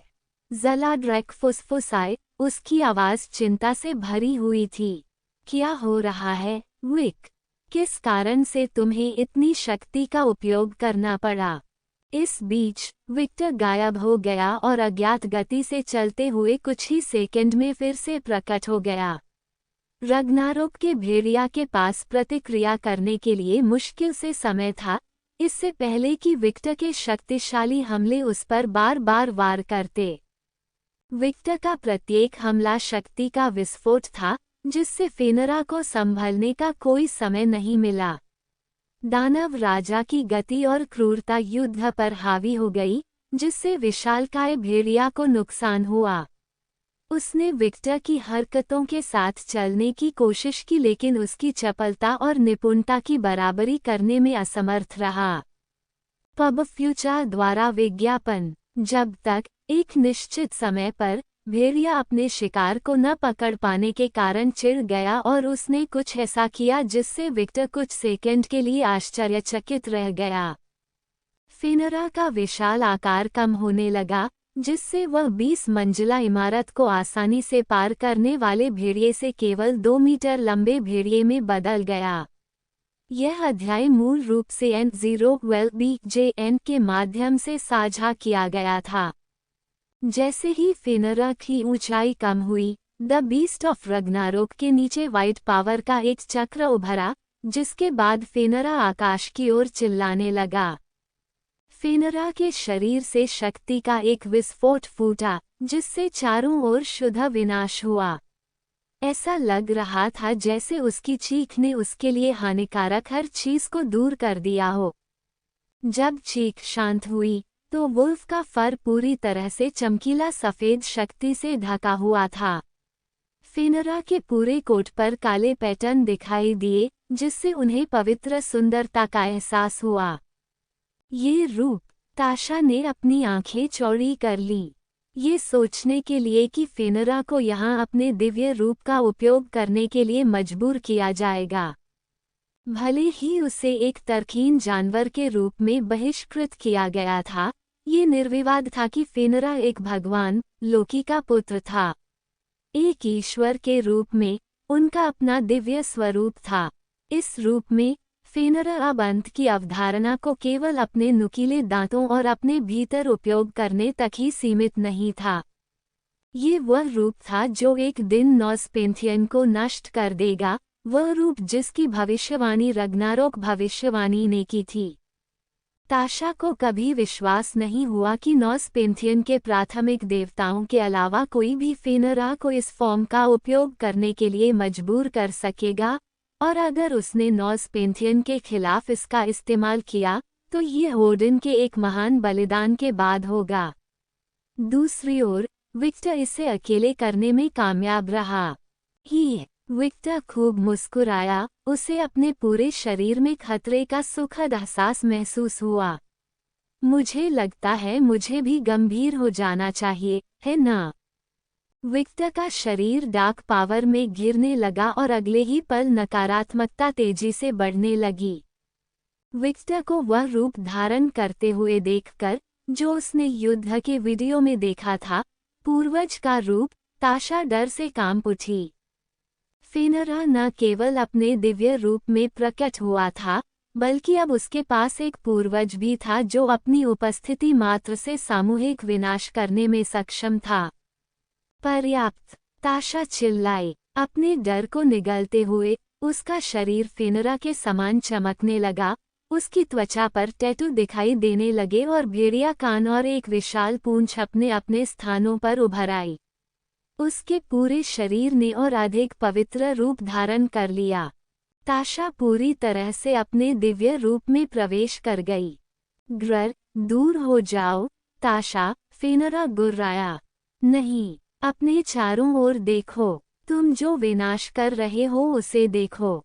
यदि ये लड़ाई जारी रहती है, विशेष रूप से आपके दिव्य रूप में आपके साथ, जहां आपका प्रत्येक हमला आपके रास्ते में आने वाली हर चीज को खत्म कर देगा, तो हमारा देश नष्ट हो जाएगा, तुम दोनों। ... ताशा ने जो कहा उसे सुनकर फेनरा थोड़ा पीछे हट गया। हालांकि वह लड़ाई को लेकर उत्साहित था, लेकिन वह उन लोगों को नुकसान नहीं पहुंचाना चाहता था जिन्होंने उसका गर्मजोशी से स्वागत किया था, उन लोगों को जो उस पर विश्वास करते थे। माया अपनी हैरानी से बाहर निकली और तुरंत ताशा के पास पहुंची। लाइकोस कबीले की कुलमाता ने तुरंत अपना हाइब्रिड रूप धारण किया और ताशा के पक्ष में खड़ी हो गई। माया ने अपने सामने इकाई को देखा, जिसमें उत्साह और भय दोनों थे। वह सही कह रही है, विक। याद रखें कि आपका परिवार अभी भी शहर में है। यदि आप इसी तरह अनियंत्रित रूप से लड़ना जारी रखेंगे तो वे गोलीबारी में फंस सकते हैं। उसे अनुनय विनय की इस युक्ति का उपयोग करने से नफरत थी, लेकिन वह जानती थी कि विक्टर के साथ व्यवहार करते समय ये सबसे प्रभावी था। वो कभी भी ऐसा कुछ नहीं करेगा जिससे उसके परिवार को नुकसान पहुंचे। विक्टर की रक्त लाल आंखें धीरे धीरे अपनी तीव्रता खोती गईं। दानव राजा ने कुछ सेकंड के लिए फेनरा को देखा और उनके बीच एक मौन समझ स्थापित हो गई। जल्द ही वे दोनों अधिक खतरनाक परिवर्तनों को छोड़कर अपने बेस फॉर्म में वापस आ गए। फेनरा पहले की तरह ही भेड़िए के रूप में लौट आया, केवल छोटे आकार में, जबकि विक्टर अपने मानव रूप में लौट आया। हम केवल अपने भौतिक शरीर का उपयोग कर रहे हैं। मम्मा, ये हमारी सारी शक्ति का उपयोग करने जितना मज़ेदार नहीं है, लेकिन फिर भी यह अच्छा है। फेनरा सहमत हुए। उन्होंने जो कहा उसे सुनकर ताशा के होंठ कांप उठे। क्या आप कृपया लड़ना बंद कर सकते हैं? ऐसा करने में अपमानित महसूस करते हुए ताशा ने विनती की, लेकिन उसके पास कोई विकल्प नहीं था। वह इन दो पागलों के फिर से लड़ने के लिए उत्साहित होने का जोखिम नहीं उठा सकती थी। विक्टर और फेनरा ने ताशा को तटस्थ दृष्टि से देखा, स्पष्ट रूप से रुकने के लिए अनिच्छुक थे। यह महसूस करते हुए कि उसे उन्हें रोकने के लिए एक कारण की आवश्यकता है, ताशा ने उनके मन को बदलने की कोशिश करने के लिए अपने सहस्राब्दियों के हेरफेर के अनुभव का उपयोग करना शुरू कर दिया। राक्षस राजा, आपने मेरे साथ एक सौदा किया है, ठीक है? आपने कहा था कि आप हसन से बात करना चाहते थे। हम एक महत्वपूर्ण मामले के लिए राजा और रानी के रूप में यहाँ हैं। हम। विक्टर ने हसन की ओर देखा और फिर उदासीनता से चिल्लाया, मैं, किसी बूढ़े आदमी की किसे परवाह है? उनके लिए फेनरा हसन से अधिक दिलचस्प था। हसन के सिर में एक नस साज धड़क रही थी, हालांकि उसके चेहरे पर कोई बदलाव नहीं आया। यह आदमी, मैं सिर्फ अपनी वजह से एकांत से बाहर आया हूँ और वह मेरे साथ ऐसा व्यवहार करता है। किसी भी लड़के में अपने बड़ों के प्रति सम्मान नहीं है। यदि वह सामान्य हसन होता है तो वह विक्टर को मारने की कोशिश करता है और उसे बताता है कि उसका नाम हसन क्यों रखा गया है, लेकिन वह जानता है कि वह इस आदमी के साथ ऐसा नहीं कर सकता। ये शुद्ध आत्महत्या होगी, विक्टर ने कहा, जो उसे सुनकर ताशा की तरह खतरनाक रूप से चमकने लगा। तुमने डील कर लिया, विक्टर। अब आपकी रुचि क्यों नहीं है? माया, जो विक्टर जैसे लोगों से अधिक अनुभवी थी, ने स्थिति को शांत करने के प्रयास में कहा, आधिकारिक मामले को शांत करने के बाद आप निश्चित रूप से लड़ सकते हैं, लेकिन आपको इसे शहर से संभवतः दूर करना होगा। विक्टर ने फेनारिर की ओर देखा और फेनारिर ने विक्टर की ओर देखा। फिर उन दोनों ने माया की ओर देखा। ये क्रिया कई बार दोहराई गई जब तक कि दोनों एक साथ खर्राटे नहीं लेने लगे और बिगने लगे। अच्छा, उस समय ताशा और माया ने सोचा कि फेनरिर से मुलाकात के बारे में विस्तार से विचार नहीं किया गया था। फेनरा, जो एक अच्छा लड़का हुआ था, एक गंदा आदमी बन रहा था। मैंने क्या किया? ताशा ने PNLC में अपना सिर होड़ लिया।